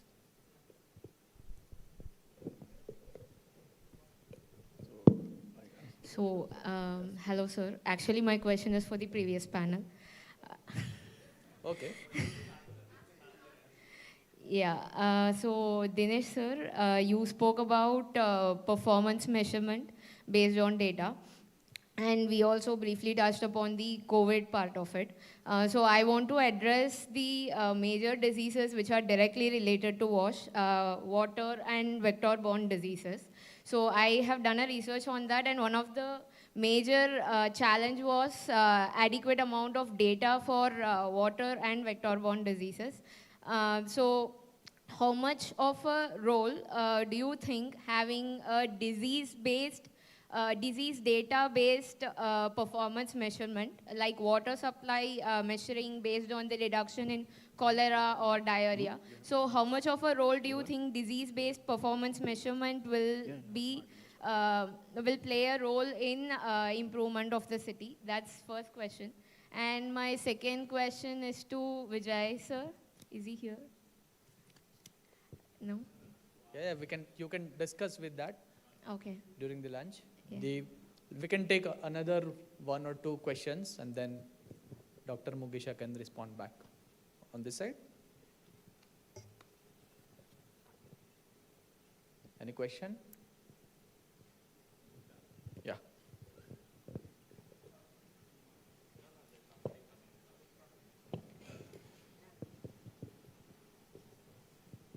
Dr. Mugisha, very impressive. I take my hat off to you for doing this. On regulations, I mean, you are allowed to charge and revise tariffs. You know, are you regulated by anybody? Is it internally by your board?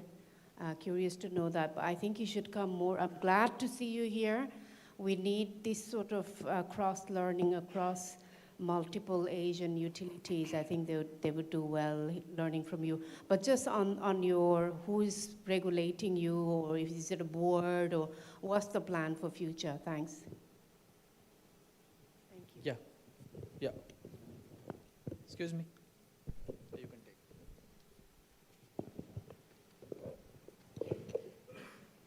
Dr. Mugisha, you also mentioned that our colleague from IRC challenged you to service the poor, and you felt that that affected your profitability of the organization.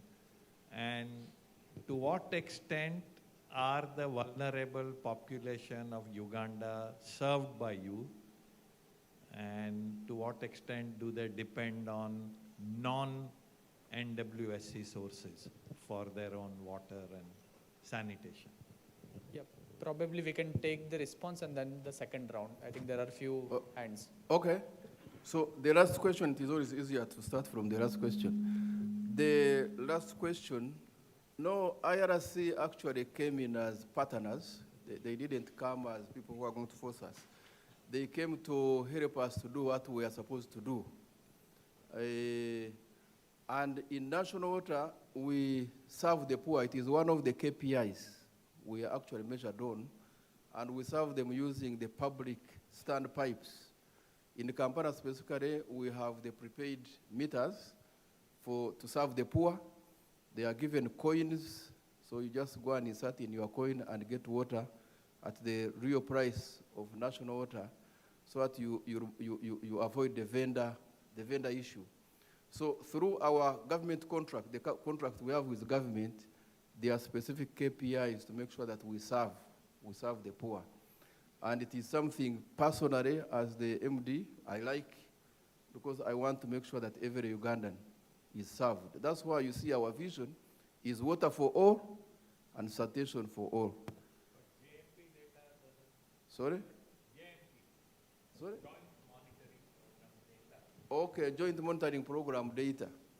Well, that is something we do with external parties, and the data is there, although I don't purpose so much myself to make sure that it is filled up.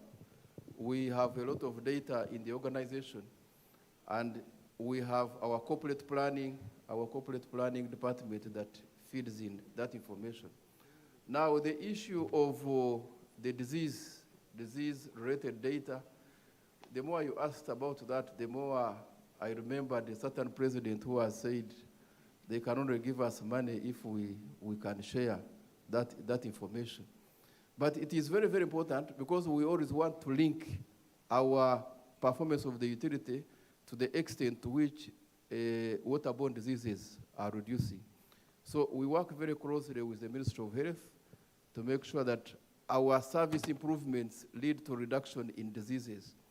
One of the great news I can give you is ever since we started reaching everybody, waterborne diseases like typhoid and cholera and dysentery have gone down in the corporation. There are no incidences of cholera and dysentery in Kampala, for example, in the last 10 years.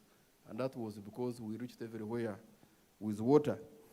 Now, on regulation, the tariffs are set by the minister.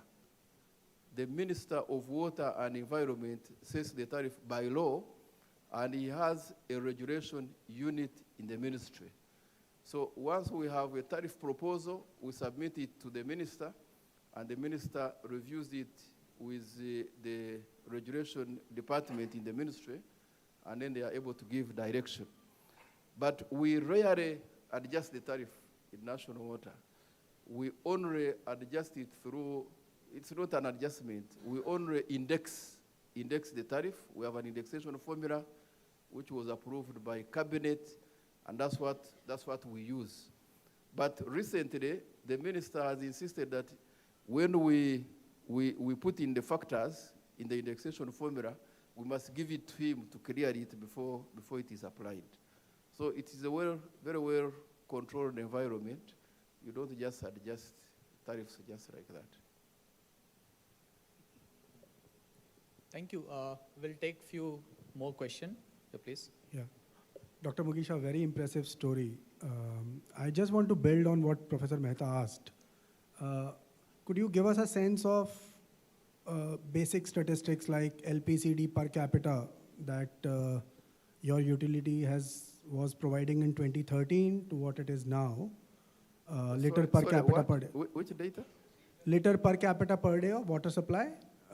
Liters per capita. Okay. And also, building on what again Professor Mehta said, what is the situation of groundwater depletion in your city? And I'm asking this because these are two issues that we face in a lot of Indian cities. Thank you.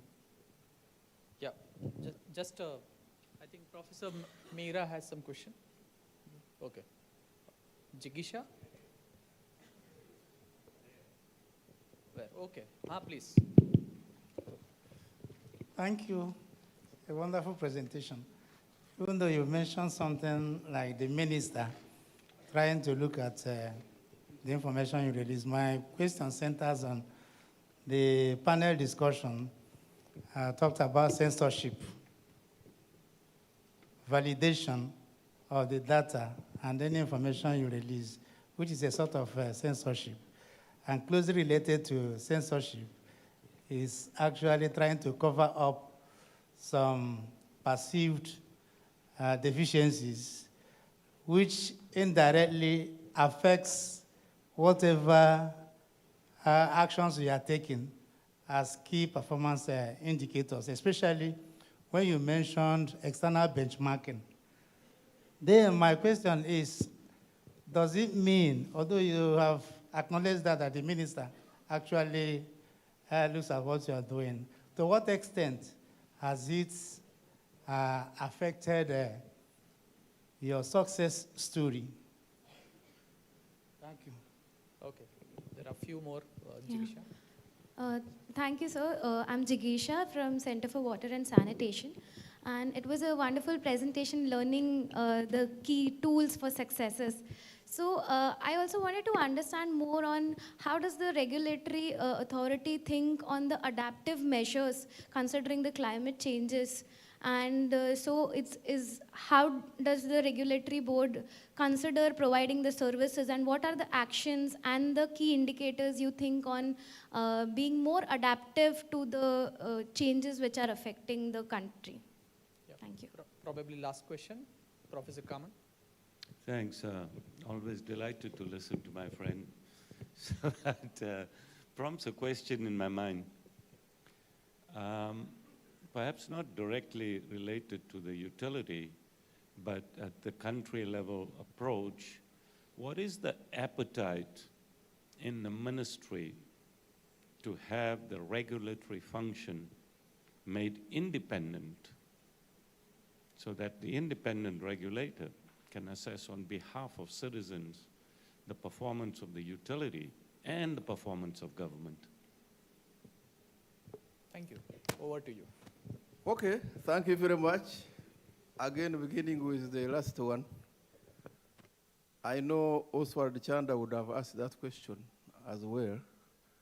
Independent regulation.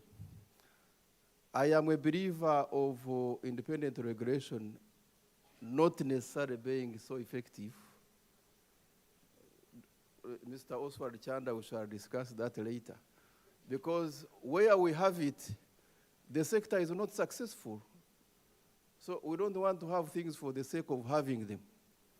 We all know that regulation can either be by an independent regulator, or you can also regulate by contract.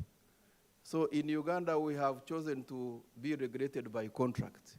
So we have a contract where the performance standards are put, and periodically, external parties are called to check and be able to advise the minister accordingly. And in so doing, we are avoiding the regulatory commission, the money you have to give to the regulator. We are avoiding expensive board members of the regulator, and we are achieving what we are supposed to achieve using the system we have. But some people have their own views about that. And you can take it that one of our success factors is because we actually don't have those institutions which are costly and yet not doing what they are supposed to do. Now, regarding, so the appetite to set up an independent regulator is very low, beginning from the president of the country. He doesn't want those institutions to be in the country. He wants it to be cost effective as much as possible. Now, how does the regulatory board set the issues to do with climate adaptation? So as I said, we are regulated through the contract with government, and every KPI that is legally acceptable is put in that contract. Recently, for example, the minister has insisted that national water must be relevant to issues of environmental protection. And so every time we do projects, there has to be environmental protection measures, and you are measured how effective you have been in doing that. But we have an environmental protection agency in Uganda. That's not our mandate. That's the mandate of another institution. But the minister has insisted that you cannot be completely irrelevant to environmental protection issues. And those are now included within the government contract framework. Now, there was an issue of data. We don't have a lot of issues of data accuracy in national water because everything is digitalized. And our data management systems are easily auditable. For example, our bidding is completely computerized. The payment system is e-payment system, so it is completely digitalized. So we don't have imaginary data in national water. That's why it is easy even for external auditors to agree with the data we are giving them, because you can easily pick them from the system. So issues of manipulation are very, very limited in national water. So every time we give information to the minister for purposes of tariff adjustment, it is easier for him to verify the data through our computerized systems. Now, the liters per capita per day consumption in Uganda, about 10 years ago, it was about 20 to 25 liters per capita per day, and as I talk now, it's about 30 to 35 liters per capita per day. It is still low, you can be sure it is still low, but it is an improvement. It is an improvement. And why it is still low is because 10 years ago, we are really serving a little bit of more affluent people. Now we are serving everybody, including the poor people. But because the supply reliability has improved, that's why the liters per capita, the consumption has gone up per capita per day. Thank you. The last question, I think 2 questions. Meera and Oswald, this is the last question. Okay. Okay. I was just wondering, what is the role of government in this? Both the national government and maybe local governments. Partly the reason I'm asking this is, and I should remember, but I don't remember when was NWSC formed. And prior to formation of NWSC, did local governments play a role or not? And the background to my question is that in India, we have a situation where water supply, sanitation are largely being managed by local governments. And we don't see the kind of measures and efficiency improvements, management systems that you talk about in our situation. So is this a sort of golden, what's the right word? Golden spoon to convert to management system of this type and then we will see this? Or is there a problem in terms of, so local government versus a utility system, how do we compare and what are the pluses and minuses? Thank you very much. I'm the Oswald being referred to here. I have done regulation for over 9 years, following reforms. Just want to make a quick comment, I think, regarding regulation. Just imagine a football field with players. You know, you have set the rules. You know, you move out the referee and say, decide, each side should decide where the problem is. You know, before long, you may have responsible players, but there are players that cheat, you know, and before long, there will be chaos. Now, regulation, what is the value of regulation? The value of regulation lies in having a professional entity having to professionally and independently review the work that is being done. If we are to look, just to take national water as an example, and then we start asking, what is the ratio of the human resource cost? Who is ready, without a regulator, to question that? We'll paint a very beautiful picture. The question the regulator will ask is, at what cost? At what cost is this being done? And how much of this is being transferred to the consumer at the end of the day? It's very good. There's a lot of responsibility and I have a lot of respect for national water. But you don't get this everywhere. You need an independent entity. A contract cannot be regulation. I say that that's a contract. I don't even call it regulation. You know, you need an independent entity that is not part to the contract to look at, has this been done? How has it been done? At what cost? Then they will be able to say, well, can you regulate this? Can you ensure that this is being managed within this framework?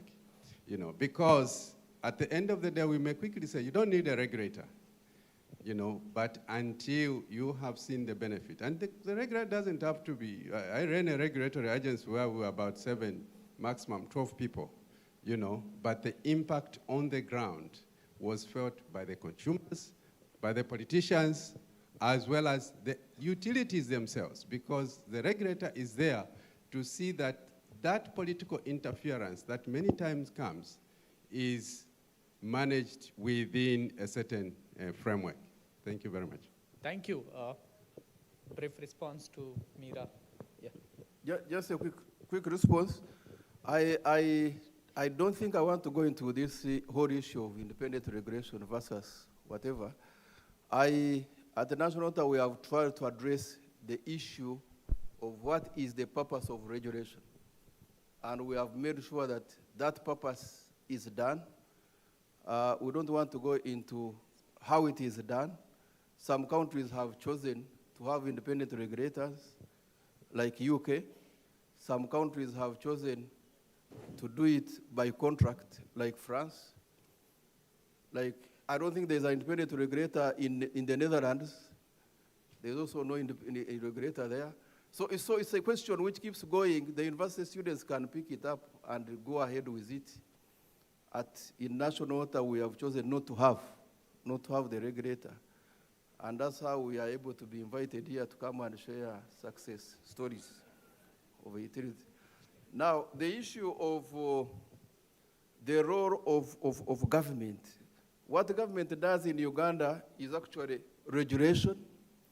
They also do policy direction, and they do infrastructure development. And when they have developed, of course, then they hand over to national water. And national water was formed during the time of Idi Amin, 1971. That's when it was formed. I think that's one of the few things Idi Amin did in this world, to creating national water. So it is there, and it has been improving over time. So, but we still have cases where the water and sanitation facilities are managed by local government. But the tendency is local governments to hand over to national water, and that's always an ongoing exercise. Thank you. Thank you very much, Dr. Mugisha. It was very insightful discussion. Please come here. We have some memento for you for excellent presentation, and this is the pathway for the many deliberation over the technical session. I would request Dhwani from CWAS team to give the memento.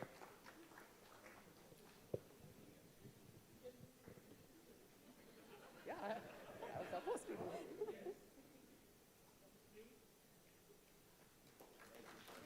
Thank you. Sobia.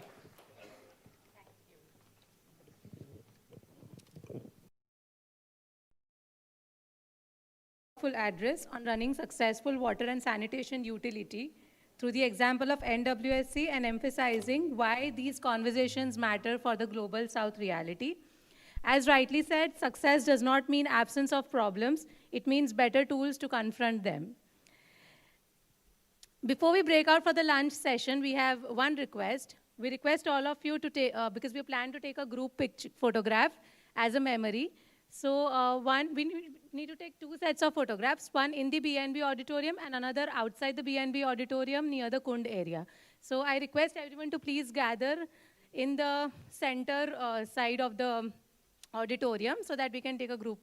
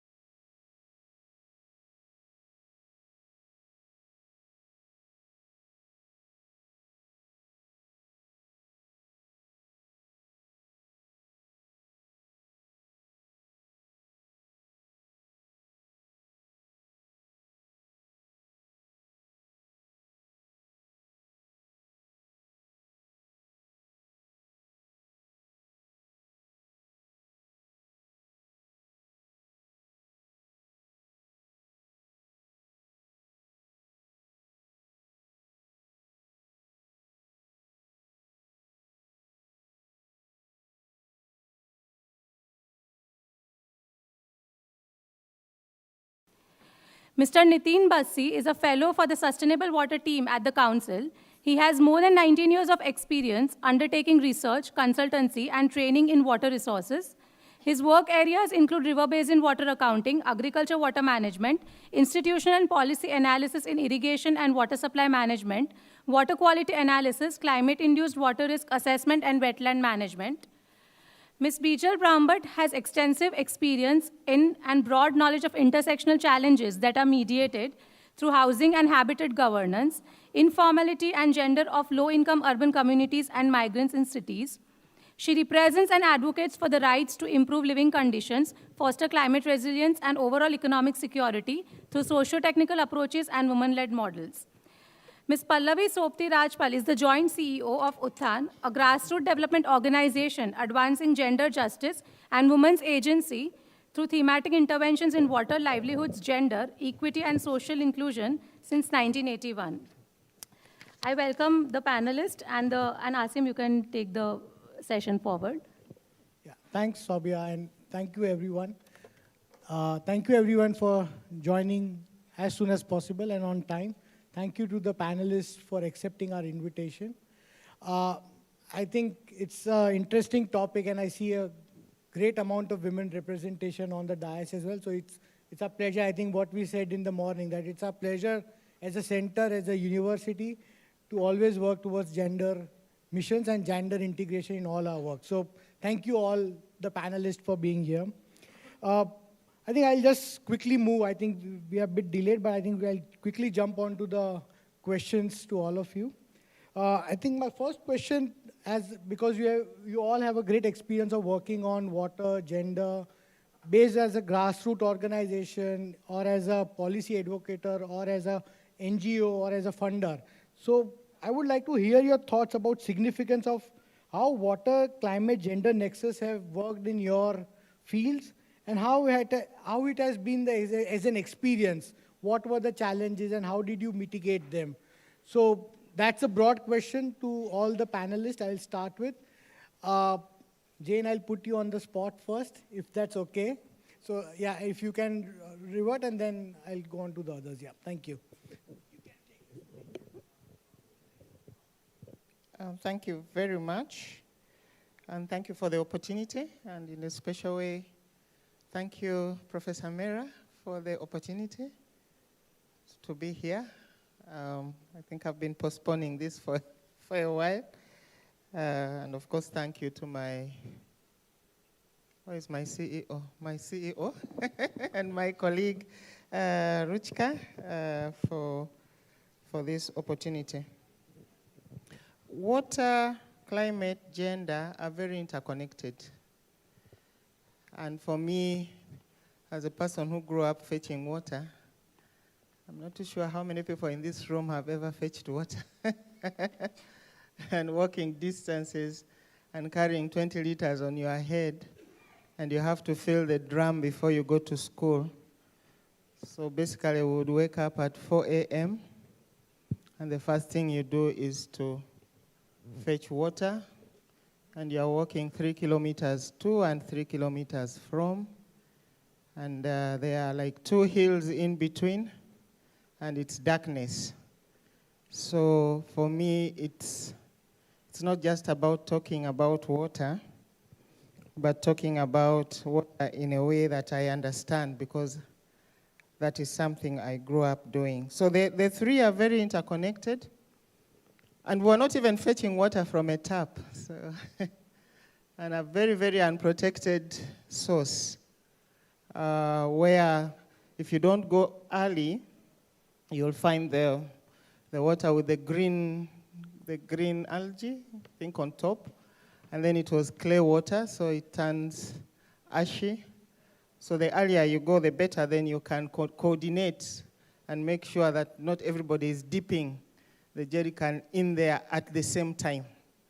Otherwise, you'd cause. So for me, and then when I went to Kampala, and now with all these MDGs and SDGs, then it becomes a fundamental right. For me, it wasn't just a fundamental right. It was something that you had to do. And now with climate and climate change, has made things very complicated. I went back probably 8 months ago to the source that I used to use. Now we have national water in the home, in my parents' compound. But I went back to check on it. They had protected it a bit with pipes just flowing out, and not used quite a lot, apart from those who are now near, because practically everybody has national water. And all the trees that were surrounding the water source were cut. So it's now very in the open, and the springs are not producing as much water as before. And that, for me, is the climate change that is affecting what we have. And the last bit on gender, I thank God I grew up in a family where boys and girls were all children. All of us had to do the same thing. So fetching water was for all of us. Looking for firewood was for all of us. Going to the gardens was for all of us. And growing up with a mother who was like a commander, we didn't have that. I think I first got to notice it when in school, when, boys do this, and no, I didn't grow up like that. So that helped a lot, and it has helped me internalize, and I'm able to see the difference. If you're bringing up boys and treating them like men when they are still boys, then you have a problem. Because everybody had to fetch water. You're going to bathe and using whose water? Did you fetch the water? You first fetch the water, and then you can bathe. But the extremities of climate change have really caused a lot of problems. Actually, that particular water source that we used to use, when they cut the trees, now they are using the hillsides for crops, and all the soil is now flowing into that water source. So it's silted, and combined with the clay in there, it's a mess. So those that are still using it have problems. Great. Thank you. Thank you, Jane. I think I'll move to Nitin maybe on this. As you have worked in India extensively and globally as well, from a policy point of view and from the actions that you have taken, what do you see around the water, gender, climate nexus as the next piece here? If you just press it once. It should start, yeah. Thank you. It's a one-click button. Yeah. Technology.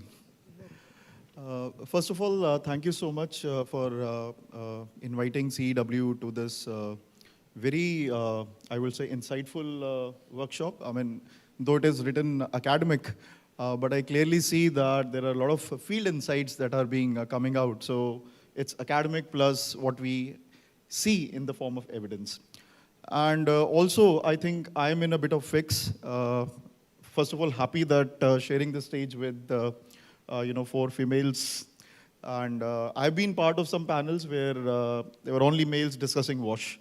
So though at institutional level we don't encourage this, but this is what can happen as well. And that is why I've taken a middle position. So I won't say anything in extreme that can impact me later.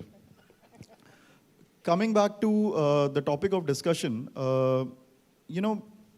I would like to see whether we talk about climate, WASH, gender as a one systemic thing. They are not different or separated from each other. That is the first thing. And if I just take example from India, I think we have achieved some tremendous progress when we talk about infrastructure, whether it's a water supply infrastructure, whether it's about sanitation infrastructure under SBM 1, 2, SBM++, and with the Jal Jeevan Mission and Amrit Mission, there is a lot of focus on creating infrastructure. But what is the issue with this infrastructure is that the infrastructure has to function. And which means that if the water supply infrastructure is there, water should flow. If the sanitation infrastructure is there, it should be used. So this is not happening around, because I think one of the major issue remains with the water supply. So in many areas, we have water stress and the scarcity condition. I mean, for instance, Gujarat has done wonders with supplying Narmada water all around. But then many states, they do not have such opportunity. They do not have maybe such investments to make to ensure that the water is available. So infrastructure, if we just take out, the excess part is a problematic thing. And when you add the climate lens to it, so first, India has a lot of climate variability. So we have Western Rajasthan where the rainfall is about 100 millimeters. And then we have northeastern areas where the rainfall goes up to 10,000 millimeters. So anyways, we have the spatial variability and hence the spatial variability in access to water. Now, if I add the climate change lens to it, now what climate change is doing? Either it is giving us too much water. So when we experience floods, be it urban, riparian, flash floods, you name it, we experience it. Or it is actually making water availability less, and that is where we are experiencing droughts. Now, both these conditions, too much, too little, is a problem for WASH, is a problem for water supply, is a problem for sanitation infrastructure. If we have too much water, the water resources gets contaminated, the systems get inundated, they don't function. If there is too less water, then by the time summer comes, we don't have water at all. And hence, making the infrastructure and the services climate resilient is very important if I took the system approach. I mean, that is what I wanted to highlight with all this narration. We did and that is why we start with undertaking risk assessments. So to make anything resilient, we first need to understand what exactly is the risk. And this risk is not only in the form of physical aspect, for example, floods or droughts. It goes into exposure, it goes into vulnerability. So exposure is like what actually can be impacted, whether it's the people living in the low-lying area, whether it's the people who are living in the floodplains, who actually can get impacted. And then their vulnerability, which is defined by whether they have access to water within the household, whether they have, let's say, access to hospitals, if something goes wrong with the water quality. So that defines the vulnerability. We did this assessment pan-India, 700 plus districts.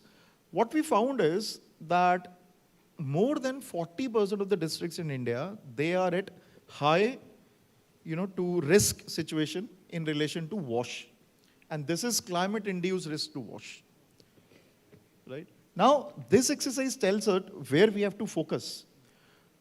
And then it can guide the financial, I know you want me to stop because the time is running out. I'm completing. And this also then decides where the finances should flow.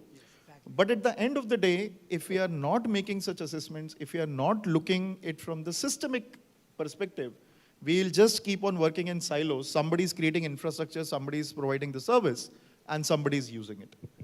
Thanks a lot. I think we heard from a community angle from Jane and a system approach from you. It's good to hear these thoughts of both the levels of the services and the service operators as well as the service receivers. Now, you talked about India. I'm now looking at Neeta ji for this. You mentioned in your presentation that ADB is one of the biggest funders in India as well. So how are you looking, India or Pacific region, at WASH and climate linkages from a gender lens? Yes, it's on there. Okay, thank you. Yeah, I know you told me, Asim, to stick to financing because I think I'm the only one here from a bank. And you talked about nexus, but I don't think the water, gender, climate nexus has been understood, especially from the climate financing perspective. Again, in ADB and in India is our biggest client. When you have a discussion, you have proposal being prepared, do they quantify it based on who's the most vulnerable? And both Jane and Nitin talk about it. The financing is seen as what are the, mitigation is very easy to quantify here, X emission saved. adaptation is extremely complicated, and who are we trying to help adapt never really comes in. They want to always quantify what's the incremental you would do that you would not do otherwise. And I've had multiple conversations fighting with my people. They look at sanitation and say that's mitigation, not adaptation, no climate financing. We had a project in Indonesia, similar in India. I worked in West Bengal, where we were saying for these women who were again in East Medinapur or Bakura, on average 4 hours of fetching water in Asia and Pacific, women and girls do. 4 hours on average of our time we give. And Jane, there is only women here. Men are not sent to fetch water, it's us. A lot in South Asia. I come from Nepal, the boys go to school, the women go and fetch water. So are we giving climate financing on the time saved? Why aren't we? They're the most vulnerable. This is how adaptation. We are past 1.5 degrees. We're going to go to 2 degree, 3 degree reality in future of temperature increase. We are going to have longer fetching times. We're going to have harder sources. Sanitation, salinity ingress will be all the more. Sanitation will impact our hygiene all the more. Why aren't we quantifying climate financing on those? Right? You said, let's map the vulnerable. Then who's GCF quantifying on X number of vulnerable people get X amount of climate adaptation financing? No. So I think we do need to explain this nexus better to everybody, ourselves, others. We seem to do a lot of research. The climate financing and climate dialogue has been captured by climate ministries of the world. It should be taken by us, the WASH sector people. We are adaptation. It is through water we adapt. But we're not leading this space. We've left the climate ministries to lead this space. So let's take where it belongs, the dialogue, to explain adaptation. There is a degree of suffering that will come. We cannot adapt 100%. It's past that. It'll cost too much now to adapt. So if we are going to have to suffer, it's women and vulnerable who will suffer, who will need more adaptation financing. How do we quantify that? How do we change this equation into the whole calculative formula is wrong? So let's rise up and explain this nexus better, because it's really not understood. And then rephrase the financing. Now is the time, good time, it's always good time. And we need to, again, X number of, are we going from quantifying 4 hours of hardship to 6? It will happen. So everybody gets paid 2 hours additional if we're fetching it. So that's where I want to stop. Great. I think excellent point, Neeta ji, you raised, and a point well taken about getting the better understanding of climate gender nexus from a climate finance perspective. And you raised a valid point around how do you have adaptation financing for women and children as a key point. So point taken on that. And from this, from the financing, from the government side, and from the larger global perspective that we have heard, now I'll move on to more India-specific, where with the communities, the two eminent panelists that we have. I'll first move on to Bijal Ben to maybe talk about her experience of how we have engaged with women at city level and help them make as a part of the decision-making process in all the WASH interventions that you have done. So over to you, Bijal Ben. Yeah. Thank you. So I first want to state that we have been working largely in urban areas. Yes. So in metro cities and smaller towns. And we feel that smaller towns is where the gap is the highest. Rural has huge financial allocations, and maybe metro cities have the capacity and the financing to do it, but smaller cities are the gap. Now, having worked with women, and I would like to state this anecdote very much.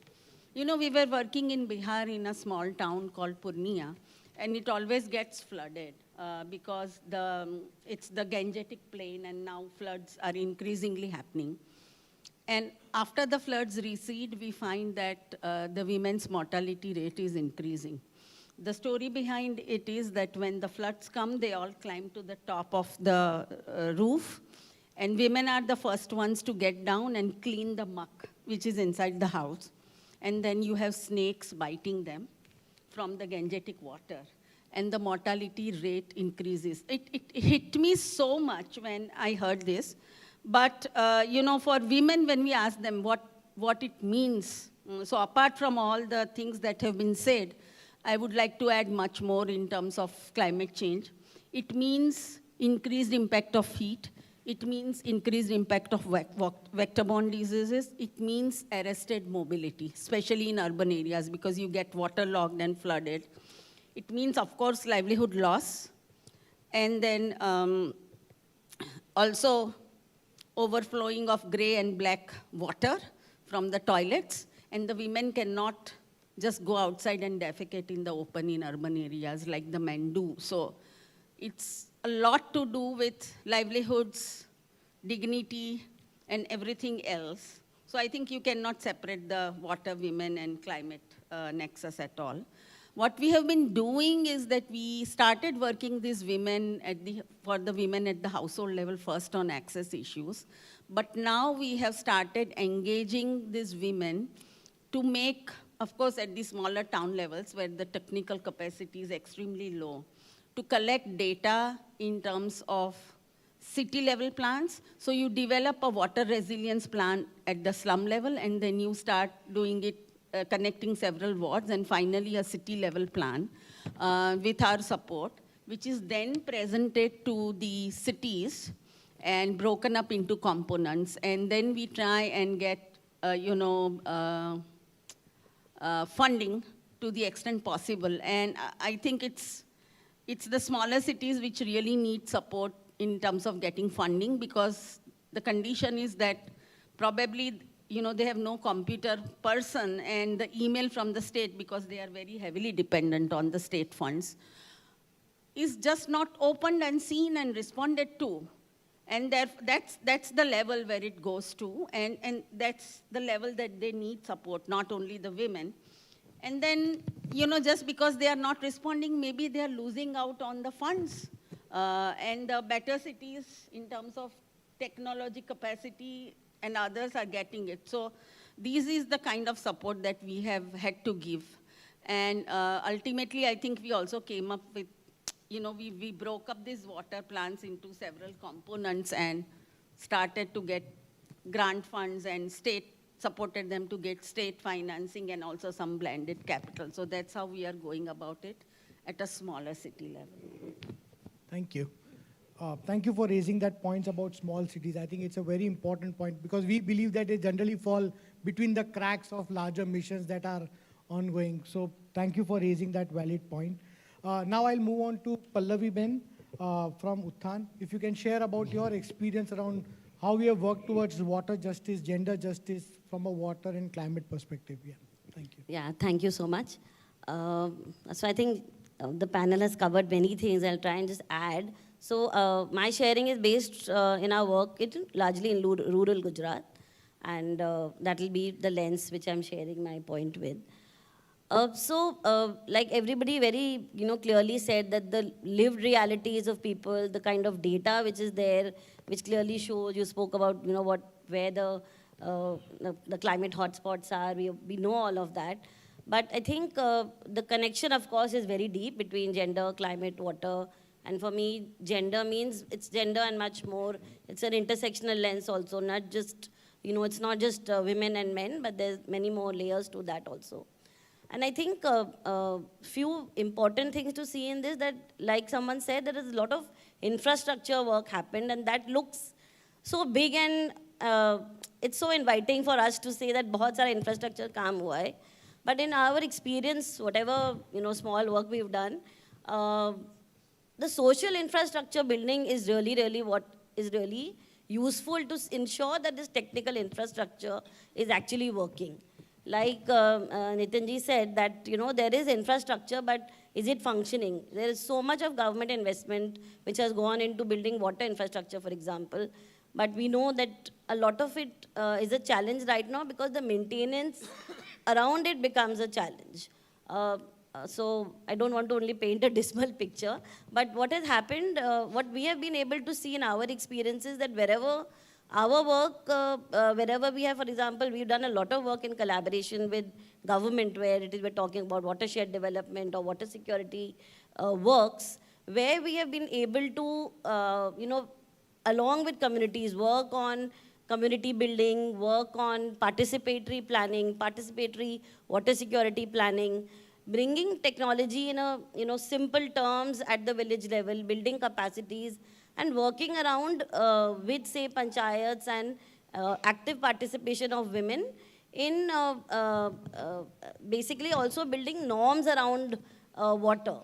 So that really is something which has worked, and actually one can see that the structures you may have built 20 years ago, the generations have changed, but sometimes the values or the norms work which has gone into it, which is the social infrastructure building work, is what has really helped. So while there is a lot of investment, like you critically spoke about climate financing, I think whatever investment we make, unless we make social infrastructure investment work go with it, the technical infrastructure work doesn't yield what it should have yielded. So I think that's something I wanted to share.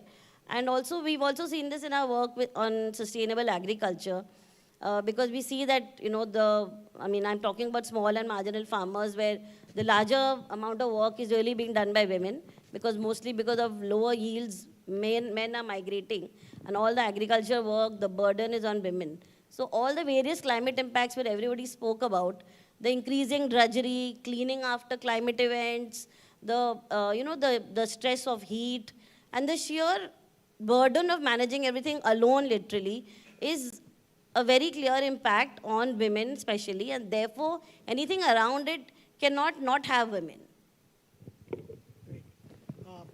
Thank you, Pallavi Ben, for talking about the rural experience around the gender and climate. At least in India, we are still very much rural as well as compared to urban. So thank you for raising that points from that perspective. I see the time just being very close to the time, but we started a bit late, so I will take that a bit beyond extended time a bit more. Maybe I'll now try to jump, as I think we all talked about an experience from a global south perspective, from IRC, from a national perspective, from a financer, and the actual doers on the ground as well. Now, as a question that I have, and I'll again pose it to all of you, and I'll pick all of you one by one, but as maybe this time I start with you now. As a financer, as a financing institution, what do you think are the 2-3 actions that we should prioritize to make this work? This gender, you talked about climate finance, but are there any other 2-3 points that we should focus on? And we'll try to work towards that, and hopefully the next event we can talk on that as well. So, yeah. I think Pallaviji very nicely mentioned that it's not just infrastructure that will solve, and it's not big bucks. Yes. Having a clarity, if governments, us researchers, financiers work together to say, for that particular context, what will it look, what's the future? I think a lot of progress has been made, actually. Models of financing, maybe my point was, have those other options.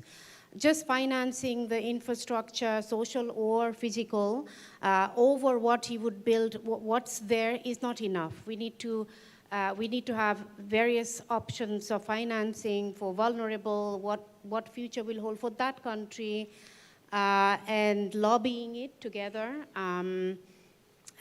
is one we can immediately do, because I don't think any country has put forward. Countries are asking, there is adaptation fund that has been established for the most impacted, but here finance it on a vulnerable perspective. This is my model, it will help us blend more or attract more, will help. Let's have them ready on the table. I don't think we have them. Researchers can work on it. Maybe CEPT University can have a team of students looking at how do you, on the hardship, how do you quantify adaptation on the hardship perspective? And banks like us can have a dialogue on that. And then again, really heavily understanding what is the social infrastructure needs in addition to the infrastructure. The bias of politicians to fund infrastructure isn't overnight going to go. But again, if we can put it that the cost-benefit analysis, again, a lot of politicians, bankers understand cost-benefit analysis. You can put How do we quantify the benefits and hardships? And I don't think any of us have done it, so institutions like CEPT, again, please look into that and tell us, okay, here is your proper picture of cost and benefit. And that might be another action. Thank you. Thank you. Maybe we can call it a vulnerable finance fund, like you have a adaptation finance fund. Okay, modalities, okay, yeah, great. Or a framework, great, yeah. Thanks. I think I'll now move on to Nitin, to you. I think you have worked with the ministry and also. How do you see this work? I think you talked about SBM, you talked about Amrut, but we all know that it's still lagging around the gender piece. We have the NULM, SBM missions and everything, but how do you think we can strengthen this further and make it happen on the ground? And what are the 2 things that we can do, let's say, yeah? Yeah, I mean, see, first of all, I mean, as we were doing these risk assessment at the pan-India level, and we did reach out to a lot of states, one major aspect is, call it gender finance, which, Neeta ji was mentioning, how it can be targeted better from the gender lens, the climate finance. And the social infrastructure that was mentioned as well. We really don't have that disaggregated data. And for example, you will have data about, households having access to toilets, household having access to water supply, but then how many men actually are using the toilets versus how many women are able to use the toilets. So such kind of a data is not available. And the other thing is that even when the data is available, as we want to go granular, somehow it is lost. So, and it has been a kind of a very confusing state for me, because the data ultimately comes from a rural or urban setting, then it's get aggregated at the district and the state and the national level data. What we largely get is the national, sometimes state level data, but then as you go deeper, it vanishes. And it has come from the ground, but then we don't have the information on the ground, right? So this is one aspect, strengthening how the data access can be improved, and it has to be gender segregated or disaggregated data, which can be utilized for decision making. The second aspect is that, talking about how we ensure that there is a proper monitoring of the progress made in terms of being gender sensitive when it comes to making WASH climate resilient. Now, what I mean is that, you have made one intervention, but then next year the situation might be very different because we don't know how climate is going to impact. Now, global goal on adaptation, which was, adopted in COP in Dubai, and then last year in Brazil, finally we have global goal on adaptation indicators. Water as a theme has a maximum number of indicators, which are 9. Out of those, 5 relates to WASH, right? 5 relates to WASH. So even if we look at what is happening globally, and if we have to improve the adaptation and the adaptation financing related to it, we need to have a system to monitor the progress. So these are the 2 major things for me, which at least can improve the decision making when it comes to targeting the right group and ensuring the sustainability of the efforts that have been made by the national, state, or the local governments. I think, thank you. And I think, Nitin, just to quickly respond to your first question, that at CEPT, at CWAS, we have been running a program for last 10 years on benchmarking WASH for almost 1,000 cities of India. So it does not have the disaggregated men and women data, but at a city level, I think that's the next level that we need to look at. But happy to hear your more thoughts around later on that. I must mention, I should thank your platform. I mean, probably I must be one of the first ones to use it. I mean, way back in, I think 6-7 years back, when it was only about Maharashtra and Gujarat. Okay. And I was amazed to look at, the NRWs, the supply hours, household that are covered. It is not even available with the government, state governments that you provided at the ULB level. So kudos to that. Thank and you. now you mentioned that it is available for 10 states. Yes, 6 more states. 8 states, okay. And 1,000 cities almost, yeah. Great. Now I'll move on to Pallavi Ben. I think from your perspective while working with communities, what do you think two things needs to be done by any stakeholder, government, financer, or as an NGO? Yeah. So I think there are lots of things, but I think one critical thing is that in terms of immediate support, in the face of any extreme climate events, there is announcements, relief announcements, lot of thing is existing. So how can we make that more responsive? Because our experience is the amounts are really, really small. They're like literally nothing in compared to the damage and the costs which the community has borne. And another big challenge is that these are all transferred, to landowners. And in India, only 15% women own land. So we need to really find some way. There are many ways. You can have panchayats to, certify who is farming and doing what. But if women are going to, then absolutely, they are already currently also excluded from a lot of this support which is there. So this is just at the immediate level, but I think to starting point, this is very, very important. And I think in anything and everything we do for us, whether it is government or people who are, practicing on ground, or anyone who's trying to understand, I think understanding the lived realities of people wherever we want to, look at, whether it is urban towns, rural, that is, very, very important to stop looking at people only as recipients and see how that, more and more, how we can bring their perspectives into the, planning frameworks. I think you raised a very important point, talking about not them as recipients of or beneficiaries. WASH is a public good, and we all need to recognize that while we are doing our work. And it's an excellent point that you have raised. Bharti Ben, I'm now looking at you to share your thoughts around what needs to be done, maybe from an urban perspective, yeah. Sorry, Bijal Ben, apologies. I mix up. Yeah, so I think the 74th Amendment recommended, but we have still not put it into practice to have the, like the Panchayati Raj institution where participation is mandated. It's still not put into practice yet in urban areas. We are not having absolutely ward level committees. There is no budget going to the councillors. I've been working in Rajasthan, Karnataka, elsewhere. And like in Gujarat, there is no budget allocated to the councillors. So I think we need to bring that in practice.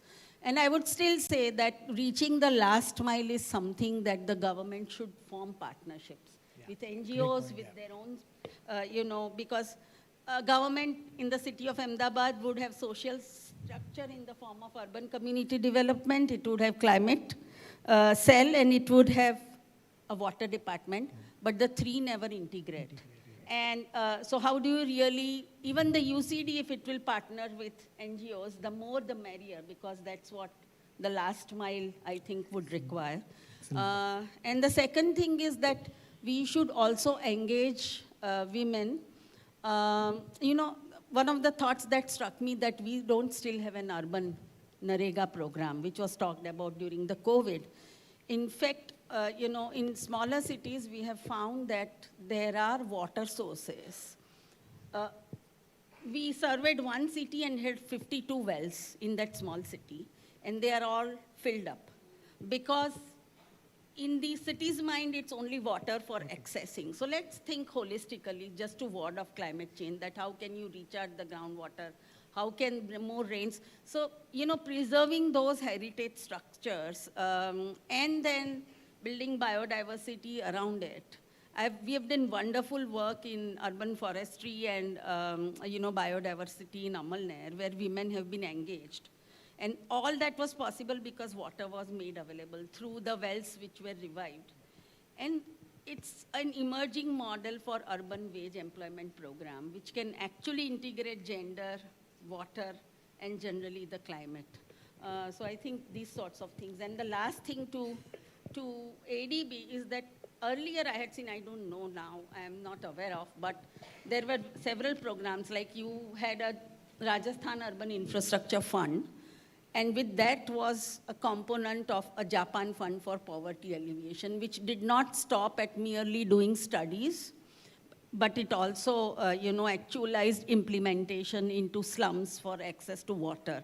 I think those kind of grant funds should be linked with the infrastructure funds. There is already a practice and a way to be, way already shown earlier, and that should be revived and scaled up.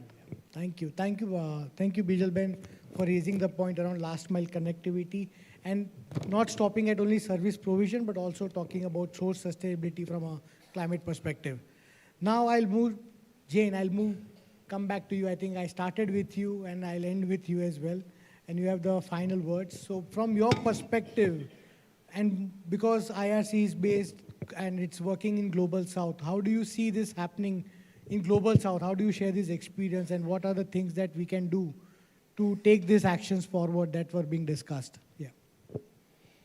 2 or 3 things. And I think the first one was mentioned by my MD. I think we need to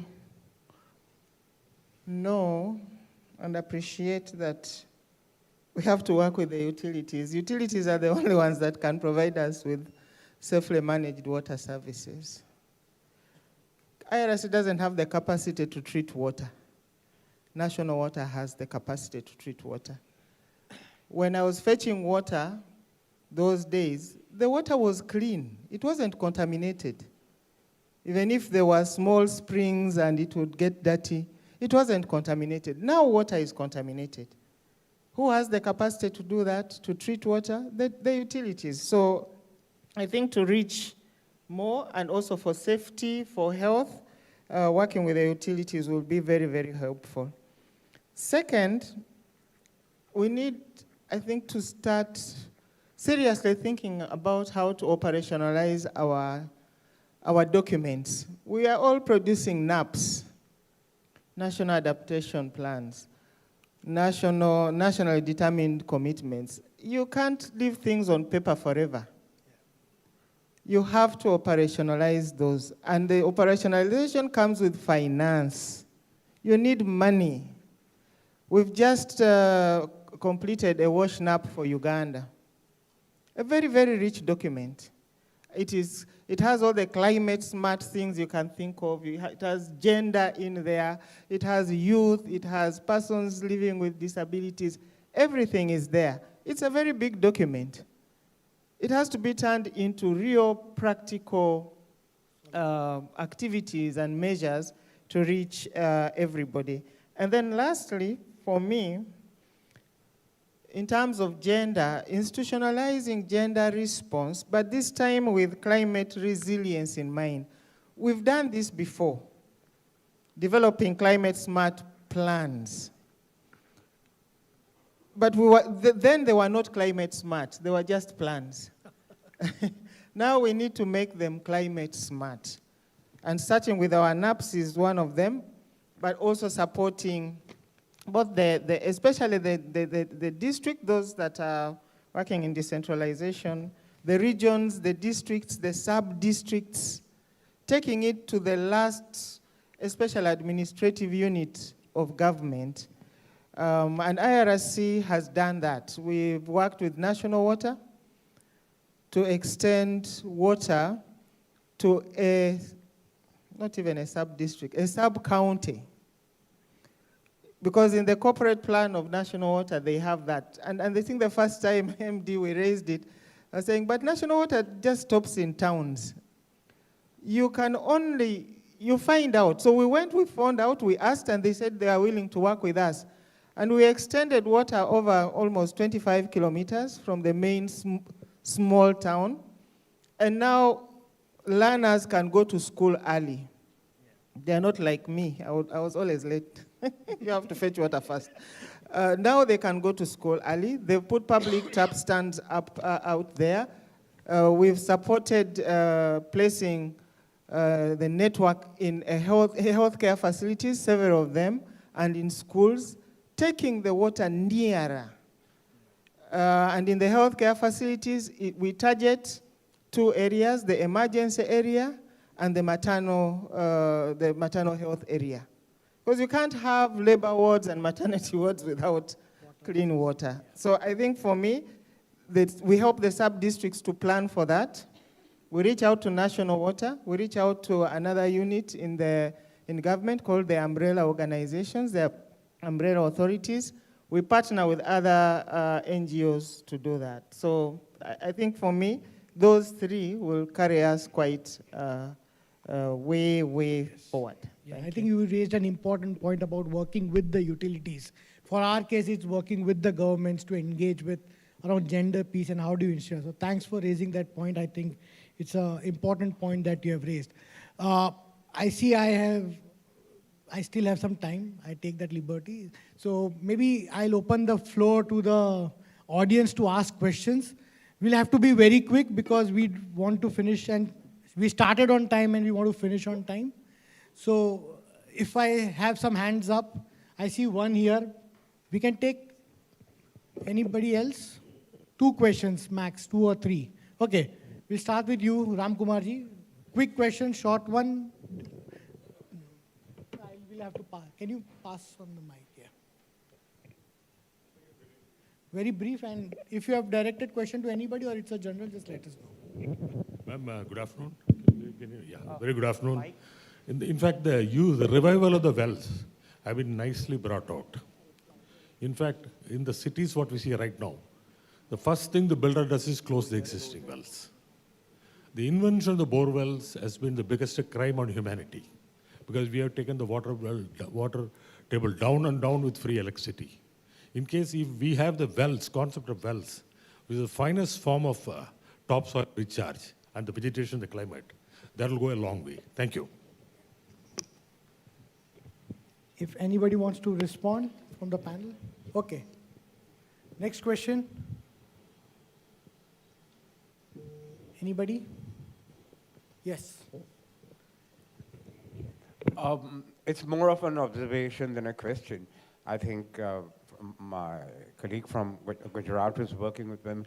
Yeah, women are overburdened with so many things that they have to do. And therefore, getting their time to think about all these issues that we're discussing itself is a challenge. I mean, how do they take off time from managing their domestic chores, farms and everything? So I think how to take them, together, bring them together and start thinking about these issues itself is a challenge.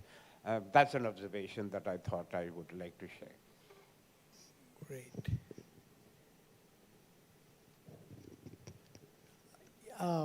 Dhruv has a question? Yeah.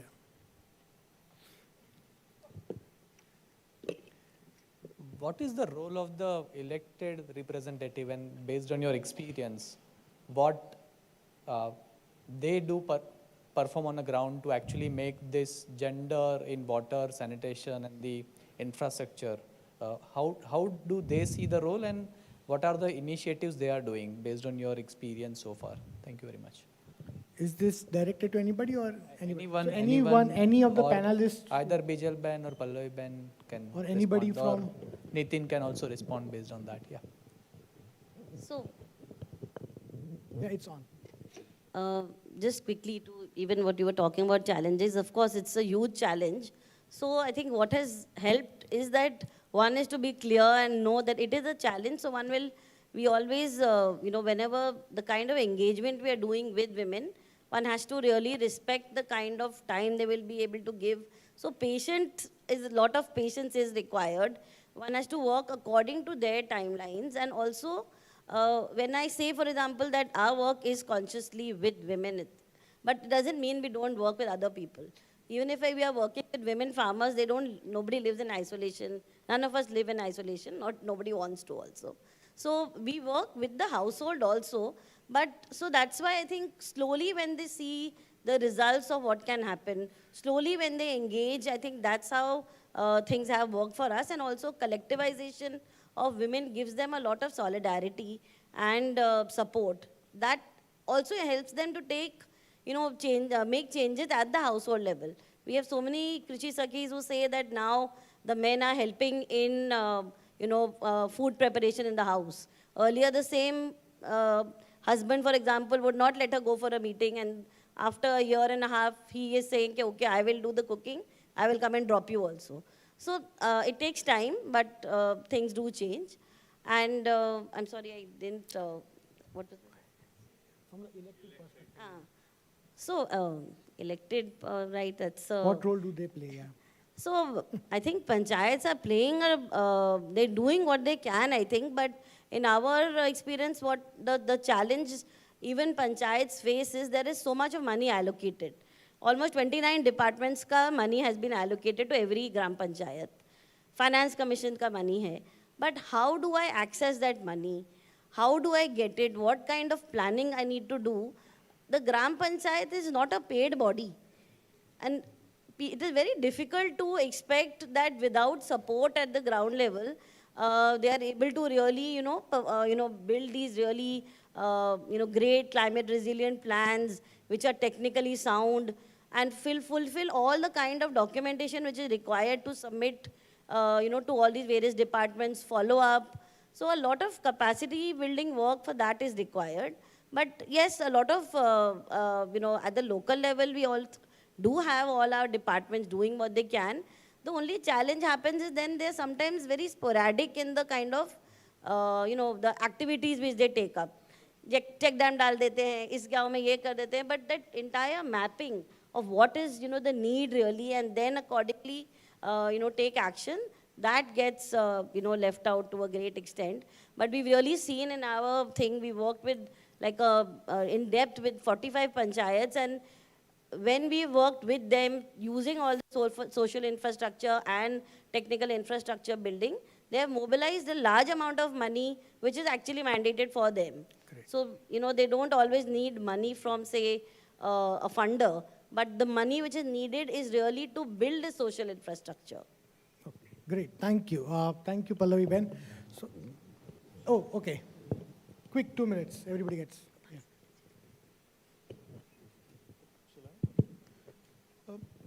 I think from the local governance perspective, I mean, sorry to say, but a lot of it is optics. You look at urban areas, resident welfare associations, village panchayats, because a particular seat is reserved for a female candidate, so the female candidate has to contest election, they come to the power. But who's actually preparing those plans? How much decision making is, let's say, inclusive of both males and females? I'm talking from the gender lens here, right? So how much is inclusive? It is actually very much lopsided. So if it is, the planning itself is lopsided, so the investments that come also come from that lens, right? So elected member go by the advice of RWA's village panchayat, but then because it is lopsided, so the interventions that happens is also like that. This has changed in some states. For example, Gujarat did very well with the SHG model. Self-help groups really did well. And now, what I could understand from doing some work with WASMO is that they are entering into some kind of a MOU with SHGs so that they can play an important role in the operation and maintenance of the village water supply system. But one catch is I think they will not get paid for that. So, this is this is beyond my understanding that if MOU is signed, that why they won't be paid for that, because who will do that for free? But that thinking that it should be given to the self-help group is good, but then it has to be, attract some investments and some finance along with it. Great, okay. Jane and then Neeta, and then we close. Thank you. Elected representatives, you can't avoid them, even if you wanted to. They appropriate funds. They determine the funds that we need to use or the ministries need to use. They legislate. They set the enabling environment, the policies, the laws, the ordinances, the bylaws up to the lowest level, and they monitor. They monitor government funds, they monitor all the funds that come in. And you need them to give you that enabling environment, but to also support the work that you're doing.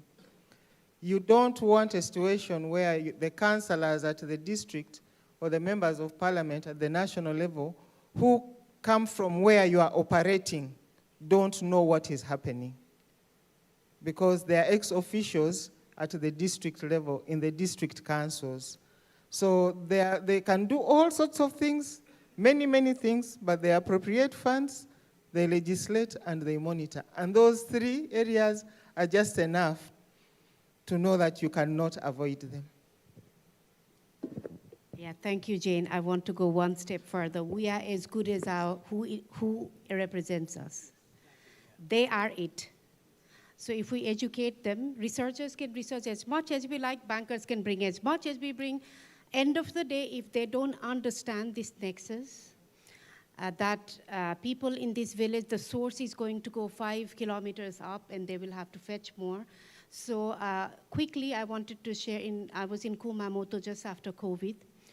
Each of the ward representatives have to put in the election manifesto what actions they are going to do when disaster strikes, how much fund they are going to put aside, how are they going to distribute it. Very, very elaborate manifesto to get elected. Let's ask our people running for local elections on where is your manifesto? How are you going to think of this WASH, climate, gender, all genders nexus for our context, our village, our town, because again, we can't shovel out governance to others. We are as good as our representative bodies and people. So let's demand that. That's another action we can look at to say, do they know what 2-degree increase is going to do for their village? Do they know who are going to be hit hard? What budget, what will they fight for? How will they distribute in? And then we educate them along as we go. Otherwise, we can research as long as we want. So I think that's the core of it, Dhruv. I'm glad you asked it. Thank you. I think, great. I think that's a good ending on a high note. I think as organizers, what we can promise, I think some excellent key action points and discussions have come out. We are documenting this event, so hopefully we'll come back to you on how we can work further around that. And it would be a great session if we continue this discussion again, maybe in GSAC 2027, where some of these discussions, how have we worked towards it, and we can reflect on that. To continue these discussions, I think we also have a session today at 5:30 by Women in WASH. So I think if anybody wants to attend that, I think look at the app and you'll find the room where this is happening. If you want to discuss further, it's a more candid, open, both and women, yeah. No, it's both women and men in WASH. So please do attend that session. So thank you very much to all the panel. And a big round of applause for all of them for keeping all of us awake post-lunch. I think it was a difficult session, but thank you so much. And a very important topic. Thank you very much. Thank you. Thank you. I think, okay, we have mementos coming for you. So, and a group photo, yes.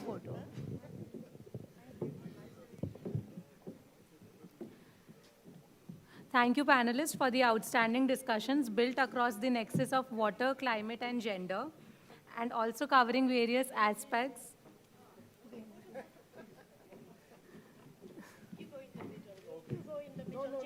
I'll stand at the corner. I'll stand at the corner. I think let's do the alternate.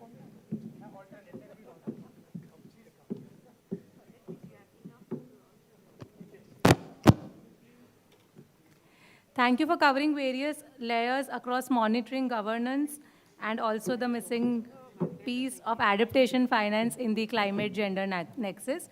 Now I request Omkar, Gautami, and Devanshi to please present the memento.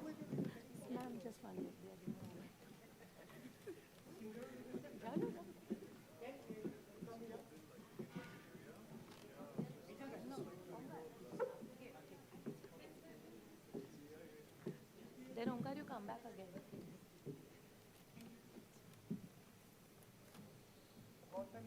Gautami जब अभी ओंकार वापस एक लेना है एक और देना है Devanshi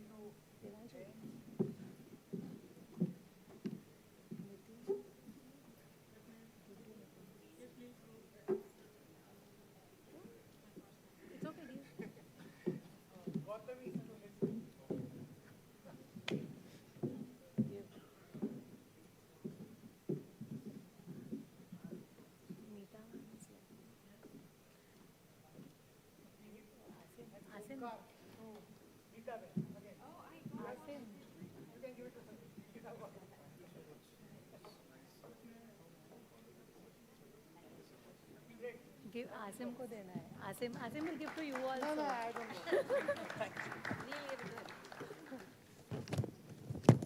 Thank you, everyone. Over to you, Sobhya.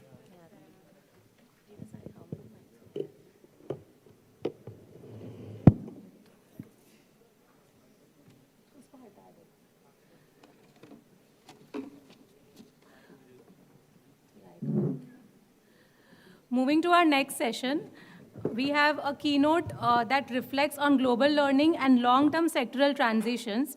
We welcome Mr. Patrick Moriarty from IRC Netherlands. May I request Mr. Dhruv Bhavsar to introduce our keynote speaker.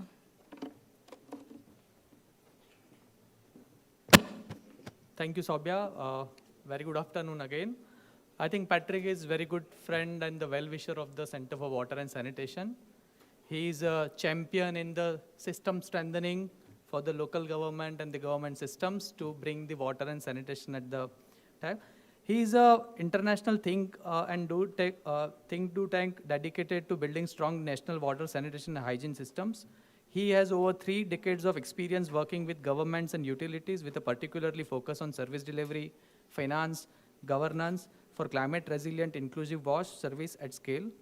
A recognized systems leader and coalition builder, he works to connect local innovations with national and global reforms and is committed to putting evidence, politics, people at the center of decision making. He is a regular advisor and speaker at the global water forums, including GSEC 2026. Welcome. Thank you very much.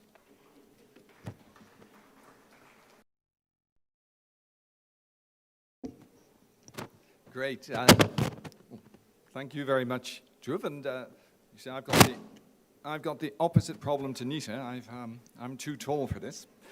I don't know if someone should bring a saw and cut me a hole in the floor or something, so I get to a decent height. But good afternoon, everyone. It's such a pleasure to be here today. And let me see if I can master the technology. Yes, here we go. So the trouble about speaking at this time of the day is that almost all the points you were planning to make have already been made by somebody else.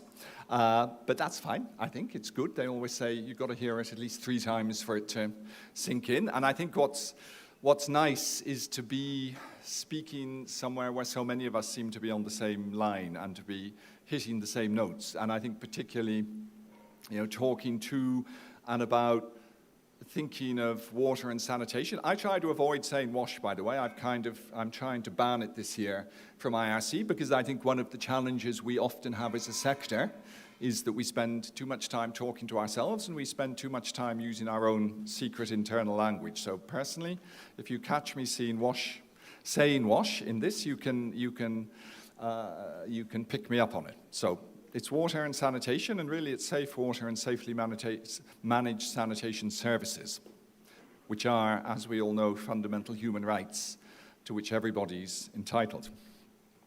And I'm going to talk a little bit about my experience and the experience of my organization, IRC, or IRC WASH, as we're sometimes known, because we're not the International Red Cross and we're not the International Rescue Committee, but we are a originally Dutch-based think and do tank, and I think a think and do tank is what you call yourself if you're like CWAS, but you're not attached to a university. So we're not able to say we're a university, we're independent, so then we say we're a think and do tank because we like to work in the messy space between policy and research and practice. And I think and do sort of captures what we do and who we are. And we're an organization that at least for the last decade has focused self-consciously and specifically on trying to work with a systems approach and through a systems approach to delivering, to achieving our mission and the reason that we were set up, which is to ensure that those safe water, safely managed sanitation services are delivered to everyone, everywhere, and that they last forever. And so what I'm going to do in this presentation is I'm going to talk a little bit about what we understand taking a systems approach means from a sort of more conceptual, theoretical level, and then share a little bit of experience of what that looks like in the field. And you've already heard from my dear colleague Jane, our country director in Uganda, and talking about her experience. I'll talk a little bit about that too. And then just pull out a few lessons, and then hopefully we can have a bit of do some Q&A afterwards. Let me see. So, yes. No, wrong way. This way. Yeah, just to say, where does IRC work? And in fact, this is pulled from our 2024 annual plan, which is our last plan. We are largely, as I think somebody said, a Global South organization, even though we have our initial roots in the Netherlands. And in fact, we are this year converting ourselves into a proper network of organizations. So at the moment, the countries that you see on the map, and particularly the countries in blue are IRC countries. The countries in red are a partner organization called Water for People, who we work with very closely, and with whom we share a single theory of change and strategy that I'll show you in a minute. So we think that, in fact, working in partnership is a key part of our DNA and a key part of what we think being a systems change organization is. But so we primarily work in Africa. We do have a presence here in India, and my colleague Ruchika is with us, and in Bangladesh, and Paresh, who's the new colleague in India, and an ex-CEPT colleague, so very exciting.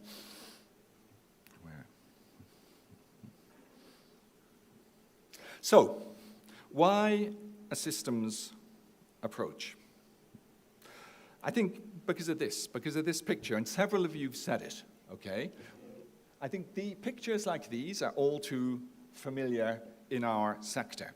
And often, because we spend a lot of time talking in the sector and about the sector to ourselves, we go a level down from this and we talk about capacity and we talk about finance, we always talk about finance. We always say we don't have enough money. But I think really the challenge that brought IRC to adopting a systems approach and driving forward a systems approach is that our sector is challenged by an absolutely chronic lack of sustainability. We invest and we invest and we invest. We build more and more and more infrastructure. And yet we struggle to manage and maintain that infrastructure. Okay? I'll say later on that I think, and we've heard it said already a couple of times, that the solution to that is professionalization. And the solution to that is the management by proper professional utilities. And we had Engineer Silva present. This, to be honest with you, I think is often the outcome of what I think is a failed paradigm for the entire sector, which is community management, where you try and put the management of complex technical services onto the back of communities and self-help groups, basically because no one else can be bothered to do it, and we abandon them to sort it out for themselves, and we get results like this. But I think in a nutshell where our approach comes from is that as a sector, and a heavily infrastructure-focused sector, we're pretty good at building infrastructure, but we're much less good at delivering services that last. And so the real question I think that we should all be asking ourselves is, if we know how to build it, why doesn't it keep working? And I think, just to underline that, and this is a diagram we use a lot when we're talking about the WASH system, but I think the key point about this is that infrastructure is not of itself the same thing as the service. The infrastructure is critical to providing services. You can't get away from that. I always say that to people. That when people say, oh, why can't we be more like the mobile phone sector? I'm like, well, the reality is there's no way to stop a liter of water weighing a kilo. So if you've got to move a kilo of, you're moving a kilo of physical mass every time you want someone to have a liter of water, you just can't get away from that. We are inextricably linked to infrastructure, but there's a whole lot around infrastructure. And if we want, what's a service? A service means, if we have a service, it means that over time we can answer questions like, is there water there when I need it? Is it safe? Can I drink it? Can I drink from the tap, as we're in India? Can I afford it? If something breaks, who do I call to get it fixed? When my latrine is full, can I get it emptied? What happens to the sludge? And so I think what this slide shows is that infrastructure is just one building block of a system to deliver those services. And that in fact, you know, of course, our system, our WASH system, is surrounded by other systems, other public health and public service-related systems like health, like education, and of course that it exists within a whole political economy that in many ways sets the limits to what we can do. You know, the WASH system isn't a sector, isn't an island that exists on its own. It's part of the country within which it sits. Another way that you're all very familiar with, the sanitation chain. It's making exactly the same point. If we want to have safely managed sanitation services, we need to make sure that each one of these steps works, from capture to containment to emptying, transport, treatment, safe for use or disposal. Any one element of that chain fails for whatever reason, and the whole thing fails. You know, and we live in an environment that is where we're surrounded by our own shit. And we suffer the effects, the cholera outbreaks, and so on. So, as I said, infrastructure is one element of the system.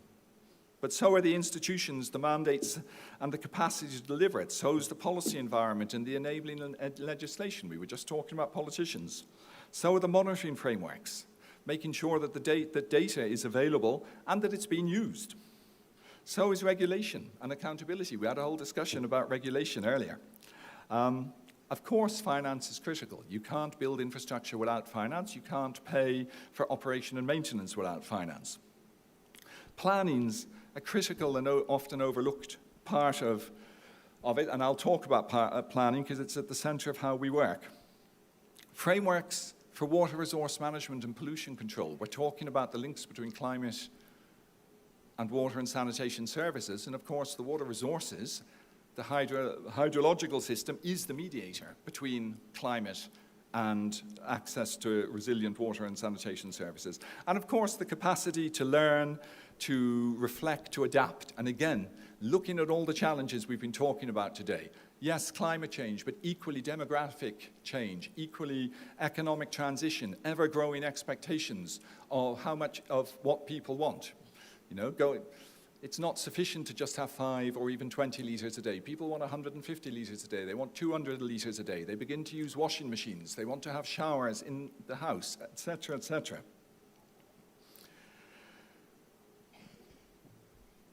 I think that at the heart of adopting a systems approach is engaging with this. And at the heart of adopting a systems approach, and I often say, a systems approach isn't just another silver bullet. Our understanding is that a systems approach is much more like a philosophy. It's about understanding, it's about accepting this sort of complexity, the complexity that underlines delivering services. It's stopping looking for silver bullets. It's starting to ask questions like what conditions make good service normal rather than exceptional. And I think it forces us to face trade-offs. That universal access and full cost recovery are very difficult to achieve, especially if you're talking about last mile delivery to the poorest of the poor. So finance has to be honest. A systems approach forces you to engage with those questions, to engage with what proportion of your cost should be covered by users, what proportion should be covered by subsidy, either directly from government or from cross-subsidy, as Engineer Silver was saying earlier. But anyway, that is to digress a bit. Let's move a step closer to practice and just say very briefly, before I give a couple of examples, this is the theory of change that guides how we work at IRC and how our partners within our One for All Alliance work. I think all I wanted to point out to you at this is that as part of our systems work, we always and intentionally work from global to local, via national and back, okay?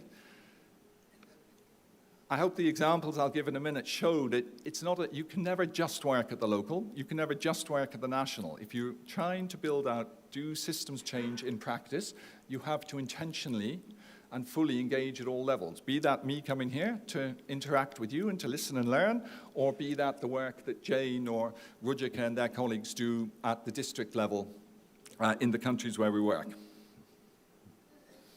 And we were talking about Uganda earlier. So this is a map of Uganda, which is a country in Central Africa, which you can't really see because it's not projecting very well.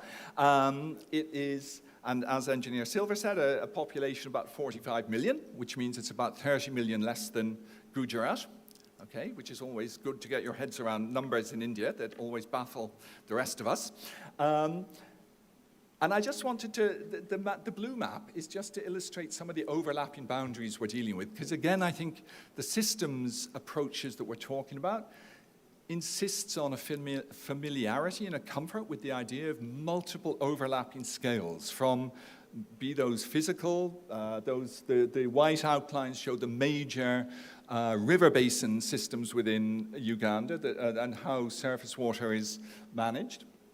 Be those institutional, the yellow outline is one of the districts where we work. It's called Kabarole, and that's a more detailed map of it on the right. The dark blue areas are what Jane mentioned, the areas that are covered by what are called rural water utilities. And what I don't show in this, but you had on Engineer Silver's map, was the cities that are being served by the National Water and Sewerage Corporation. Okay?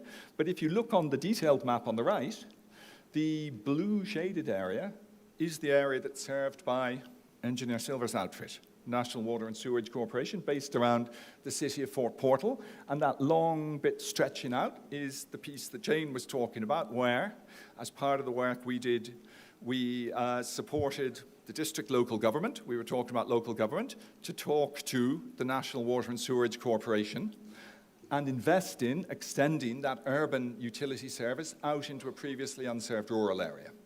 All those little red points are individual water points, and the other colored areas are utilities that are being managed by the rural water utility, okay?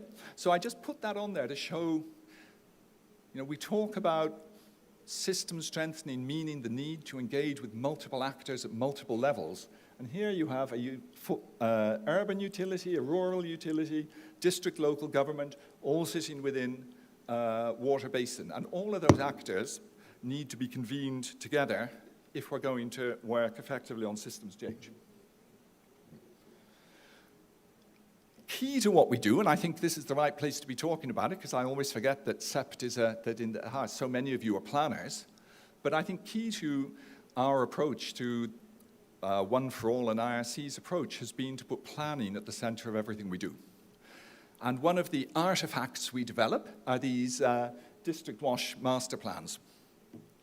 But I say an artifact because even though the plan's important, there's any number of plans developed, right? We all know that. It's one of the curses of our sector. But typically a plan is, you call for a consultant, they come in, they develop a plan, the plan's handed over to local government or whoever, and it sits on a shelf.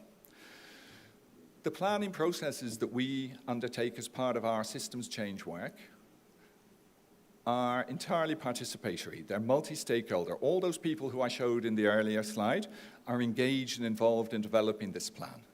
So it's a question of shared diagnosis, arguing about data, arguing about what the goals are, clarifying roles, who's going to do what, confronting financing gaps, and building routines for coordination.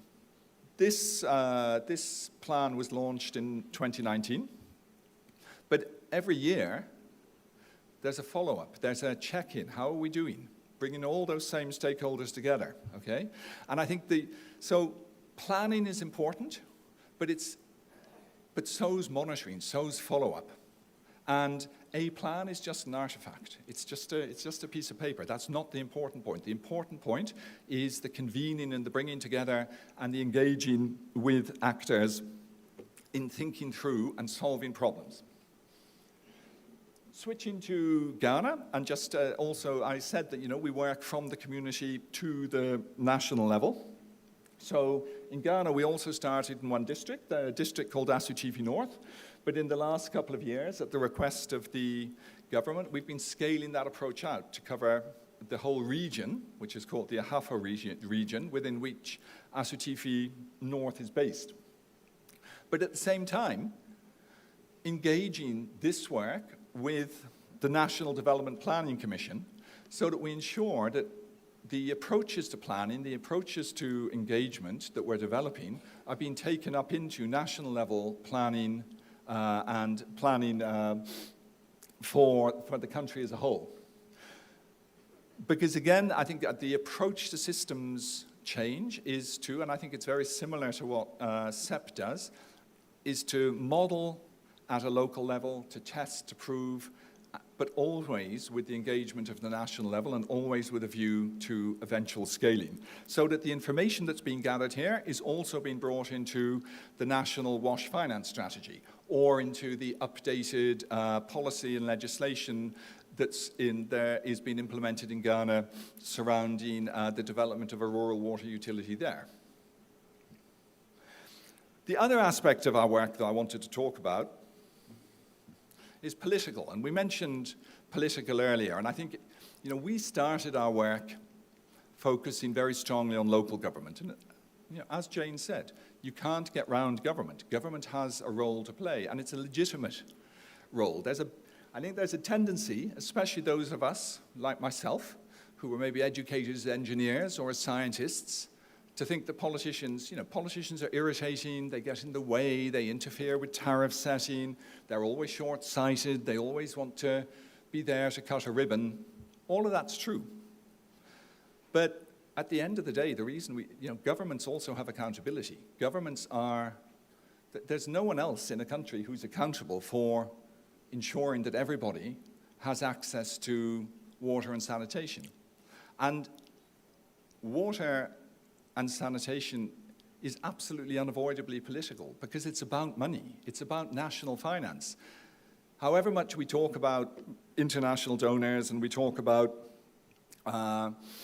development banks, the reality is that whenever we plot out where the investment for water and sanitation services come from, anywhere in the world, it's primarily from users, and then it's from national government. And even when we're talking about MDBs, loans, remember, that is sovereign money. It has to be paid back if it's a loan. So even when government's taking a loan from a bank, it's still government money. And when you're talking about government money, you're talking about politics. And the reason I have this picture here is because having started at the level of mayors and district chief executives and councillors, alongside our work with district technocrats, we saw that one of the key things holding us back, and one of the reasons that we keep talking to ourselves and talking to ourselves and talking to ourselves and saying, why can't we get more finance, is that water and sanitation aren't high enough up the development agenda. And this is the previous president of Ghana at the signing of something that we call a WASH Compact, and something that IRC is involved in, but also many other partners within the Sanitation Water for All partnership, is what we call the Heads of State initiatives, where we're trying to lift water and sanitation up the national development agenda. And basically, to shift it from a sector that's seen as a constant sink of money and always with the begging bowl out, to making our politicians understand, and I think someone was saying we needed to educate the politicians, I think it was Neeta, making them see that water and sanitation are fundamental to national development. You cannot have a modern state where people are shitting in the streets, excuse me, right? It just doesn't work. And I think the Heads of State initiative and the decision for a profoundly non-political organization like IRC to begin to engage much more actively at the political level, it comes from Singapore, it comes from Lee Kuan Yew, but it equally comes from the example of Swaj Bharat or Jal Jeevan that's here in India. And I know that, though that national initiative was predated by some state initiatives, but in each case what you see is that either a state chief minister or the Prime Minister of India has decided to put access to water and sanitation central to national development. And when you do that, many of the other challenges we face begin to fade away. Lack of capacity, lack of finance. no priority in national decision-making. So I think political prioritization, our systems building work, yes, focuses on prioritization at the local level, but equally focuses now on driving towards prioritization at the highest level of the state. So, what have we learned? We've been doing, in the 10 years that we've been developing this, and I've just given a couple of little flashes in there. I think nothing that is contradictory to or surprising given what we've been hearing all morning. Water and sanitation and hygiene, or providing those as services, are hard because they're public services, they're basic human rights. If you're coming from the commercial sector and you get 80% market penetration, you think you're doing a fantastic job. When we get to 80% market penetration, we think, oh my God, we've got 20% unserved, we're failing, okay? It's really important because we often look to the private sector for examples of all the things we're doing wrong, and the private sector absolutely has a role to play in water and sanitation, but we have to understand that the fundamental necessity to serve everybody means that you cannot leave it to the private sector. There is always a role for the state. It is always a driving role. It is always a financing role. Regardless of how you decide to do your actual service delivery in the end, without the state, you will never, ever, ever get to zero, which is what our target is, right? It's also a sector with huge externalities, of course. If I have a latrine and I get it emptied by someone with a dumping truck, I should care, but I probably don't care whether they go and dump it in the nearest watercourse or whether they bring it to a fecal sludge processing center, right? So again, if you don't put some form of incentivization in there, which is not going to come from the individual user, or very seldom, without very tight regulation, then it's not going to work. So it's hard. WASH is hard. Water and sanitation are hard because they're public services. They've got externalities. And so, as I've said already, political leadership is essential at all levels. I'm not just talking about the national level, but we've got to, as a sector, as professionals working in this sector, be comfortable engaging with politics. Local government, national government, in-between government. Professionalization is key. We heard fantastic, we always get fantastic presentations from National Water, but the days of expecting communities, women's self-help groups, whatever it is, to spend huge chunks of their time organizing really bad services for themselves has got to be past. It's just not appropriate in an age of universal access to mobile phones. I always say it makes no sense that someone's standing in a queue for a hand pump on a mobile phone. That is just insanity. We cannot allow that to continue. We've got to, I think, stop using community empowerment as an excuse for not giving decent services, particularly to rural people, but also to people living in informal areas in the cities. Systems leadership matters because of what I've been talking about before.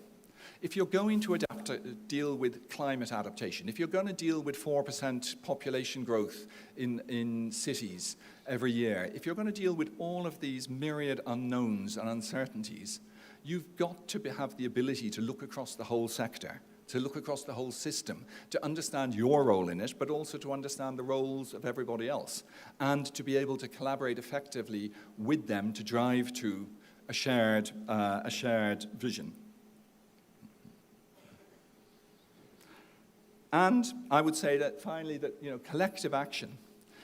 When you've got so many actors in a system, from users to service delivery to regulators to local government, you've got to have some form of collective action. And an awful lot of the work that IRC does and that our teams do, and I think that CEPT does as well, is convening and supporting that collective action. It's bringing people together. It's helping to develop that shared vision. Even though the vision needs to be owned, ideally by government, we still can help facilitate the development of the vision. And so I'd say, as a passing challenge, I'm not sure it is, because I think it's what you're doing, to CEPT and to other organizations educating in this space, it's what are you doing to train students who can be systems thinkers, who can look at the whole big picture and not be terrified of the complexity, but look through that complexity and identify what needs to go next. So let me go to my last slide, which was really just to... Oh, you want me to stop and you've cut off the... oh, there we go. To put up a couple of things. So a lot of what I'm talking about is captured in our WASH Systems Academy, which is a whole suite of online tools that you can use to go dig further into WASH system strengthening. And we also look for partners who are keen to put their materials into the academy. And to alert you all to the fact that we're going to be running a really exciting and stimulating symposium in Kigali in Rwanda in August. And you're all very welcome and invited. And there's the website for it. And we'll be talking about the whole issue of leadership and system strengthening much more then. Thank you very much for your attention. Thank you very much, Patrick. We'll ask for a few questions, quick questions, please. Any question? No questions. No question? Oh.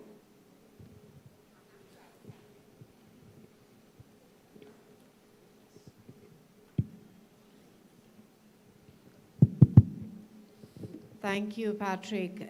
Really music to my ears that it's politicians have to lead. But when you put it like this as a big challenge, systems, everybody's got to come together, isn't it overwhelming?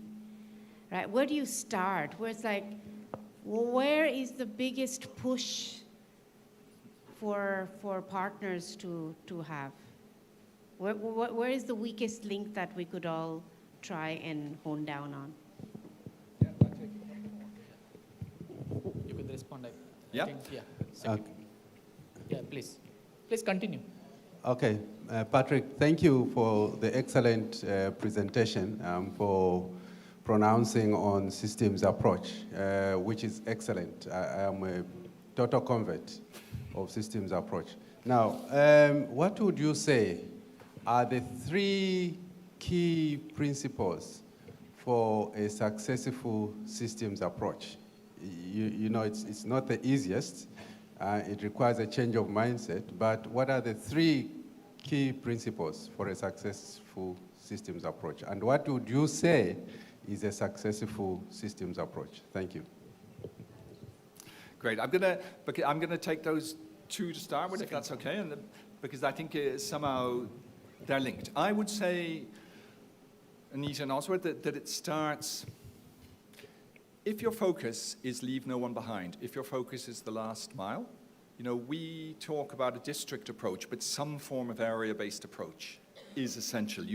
It's not enough with respect, for example, that we focus on a utility. Because if you focus on utility reform, non-revenue water reduction, but you're not focusing on how you expand that to the unserved necessarily, right? So when I say an area-based approach, where do you put your circle around a city? Where do you put it around a district? Something that's recognizable as a unit of administration in a country. And then you say, who's already here? Who are the served? Who are the unserved? What are the problems? And you figure out your plan from there. So I say number 1 is that you have to take a spatial planning approach, right? Number 2, I would say, is that you, and by the way, I'd also answer the question separately and say there is no one approach and there are no top 3, right? Because the whole point about systems thinking, and if you read our systems leadership essay, you'll see we talk about identifying different entry points, because actually you also go for the lowest hanging fruit and where can you find a champion? Where can you find somebody in government with whom these thinking resonates and is prepared to work with you on it? But number 2 is really government leadership. You know, if you can't engage with and work with governments, you're never going to scale, okay? It's never going to be more than an intervention or a project. And I think number 3 is patience, to be honest. I mean, I think the systems approach, and maybe there's nothing wrong with projects, right? Projects are how we do things. what's often wrong with the projects actually is where the projects come from, because they sort of drop from the sky, or the identification, it hasn't come out of some bigger vision of where we're all going. And I think, again, it goes back to why we put planning and participatory planning at the center of our approach. In the districts where we work, typically, of course, every district already has a plan, right? But it's typically a wish list of stuff that they'd like to build, and you get whatever money comes to you that year, and you spend it, and if you can do a borehole, you do a borehole, and then you wait for next year and you get another, right? What we're trying to do is shift the whole focus of the local governments we were working with to actually thinking about what do we need to do to get the job done, and to work back from there. So helping them to answer Oswald's question, which is what comes next? What do we do first? What do we do next? How do we make ourselves more attractive to finance? Okay, we've made ourselves more, what's the next challenge? Yeah? And yes, it can be very heavy, Neeta, but I think when we say participatory, I'm not talking necessarily about sitting down with hundreds and hundreds of people under trees doing participatory mapping. We are talking about at least doing that sort of map and identifying that there are at least 3 separate service authorities and service providers within that one district of 250,000 people, and that they're not really talking to each other. And that if we're going to do district WASH master plan, they should all be engaged in drawing that up, okay? So it's not super heavy participation of absolutely everybody, but it is about figuring out who should be around the table if we're going to have a meaningful plan. Thank you. We'll take a second round of questions. Meera, and then the Paresh. Yeah.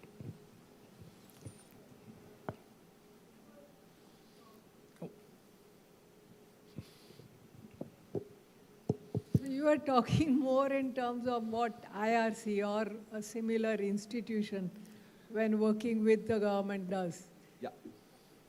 My thing was that if a systems approach has to be used, regardless of there is nobody supporting the government. So what should a few things that the government should itself be doing to really make, in a way, what you are hinting at, how do you make the government work in this within quote systems manner? And what would those guidelines be? I'm not saying have a list of guidelines, but 1 or 2 critical things that, let's say, Gujarat government has listened to you and say, yeah, this sounds good. So what should Gujarat government do as 2 critical things, 3 critical things? That would be really one way of sort of maybe simplifying in one's head how to really operationalize something like this. Yeah. Okay. A second. Hi, my name is Shivali. So you talked about water and sanitation as service delivery, right? I just want to understand that if we are talking about systems approach, so does IRC consider working on the structures or working on the sources from where the water is coming?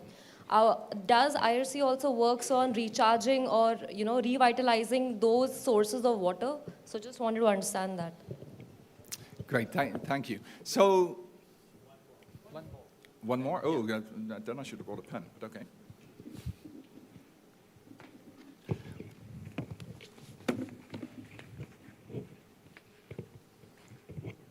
Thank you, Patrick. That was a very convincing argument that you made. Now, since morning, we've heard about 3 things. One is project planning, one is systems delivery or planning about the entire service chain.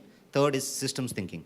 And so if we think of it, can we think of a cost-benefit analysis of systems thinking for a WASH service vis-a-vis service delivery planning and vis-a-vis, say, project planning? Because as much as I understand, project planning is easier to implement and there is a limited cost to it, whereas planning service delivery is a little costlier affair and systems thinking is much costlier as a planning approach.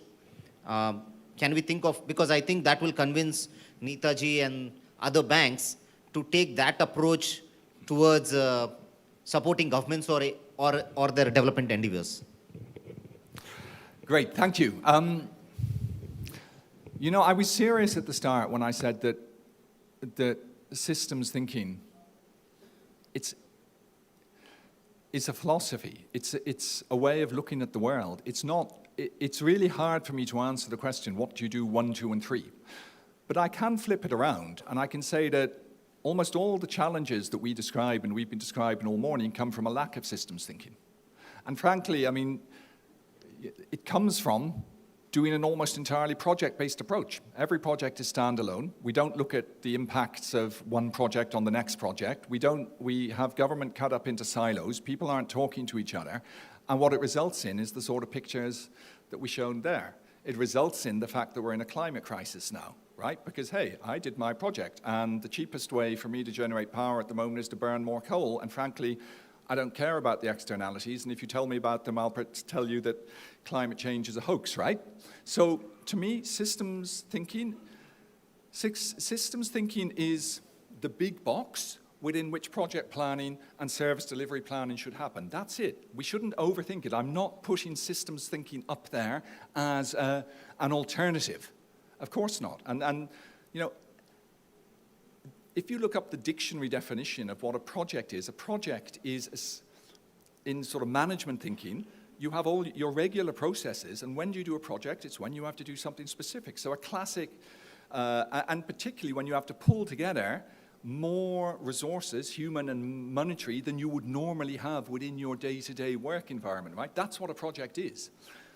But I think the point I was making to what Neeta said earlier is that often, if you look at that broader box within which those projects are being identified, that box is lacking systems thinking. That box is driven by, frankly, it's often driven by interests of engineers, all those male engineers who like building big, exciting infrastructure, and who, rather than doing rooftop water harvesting and demand reduction, would much prefer to build a 150-kilometer pipeline, as we were learning about in Hyderabad, and lifting, I can't remember how many mega liters a day of water, 400 meters from a river, right? Completely insane. 150 kilometers, 400 meters. Imagine what the power requirement of that is, but that's one of the main feeds into Hyderabad, basically because nobody wanted to sit down and take the time, I'm exaggerating, don't quote me, to take the time to figure out how you could do less infrastructure heavy, more appropriate, more local solutions, right? So what are the things that, you know, Mira, what are the top 3 things I'd say? It's that government begins to encourage, gives its cadres the permission to think a little bit outside their box, to talk to their colleagues, to ask questions, to engage in the broader development of the state. It's the antithesis of top-down, big man, project-driven development, right? But I think that's why I say it's a philosophy, and that it's not a silver bullet, and I'm not trying to pretend that it is, and I'm not putting it up as, you know, Lewis Borston always says, where's the proof that system strengthening works? I'm like, well, show me the proof. I can see tons of proof that when you don't think from a systems perspective, it doesn't work, so, but I can't prove to you that it does because not enough of it's been done, frankly.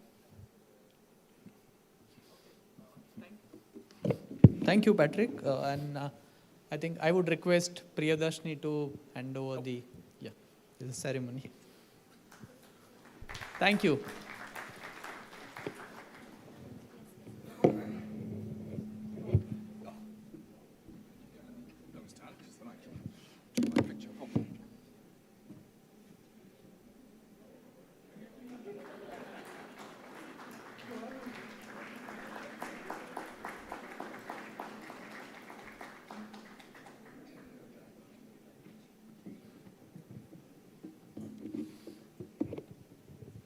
Over to you, Sobhya.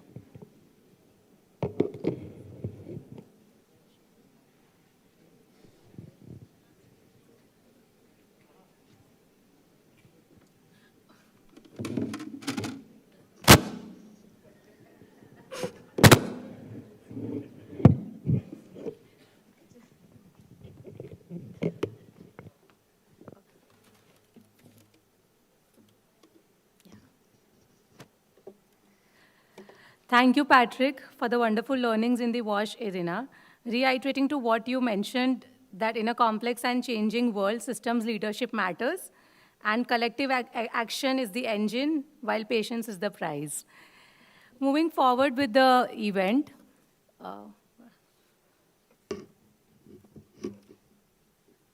Yeah.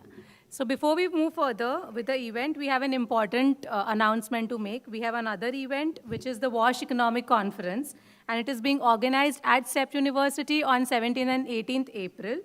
This is being organized in partnership and collaboration with Faculty of Planning, Institute of Tropical Studies,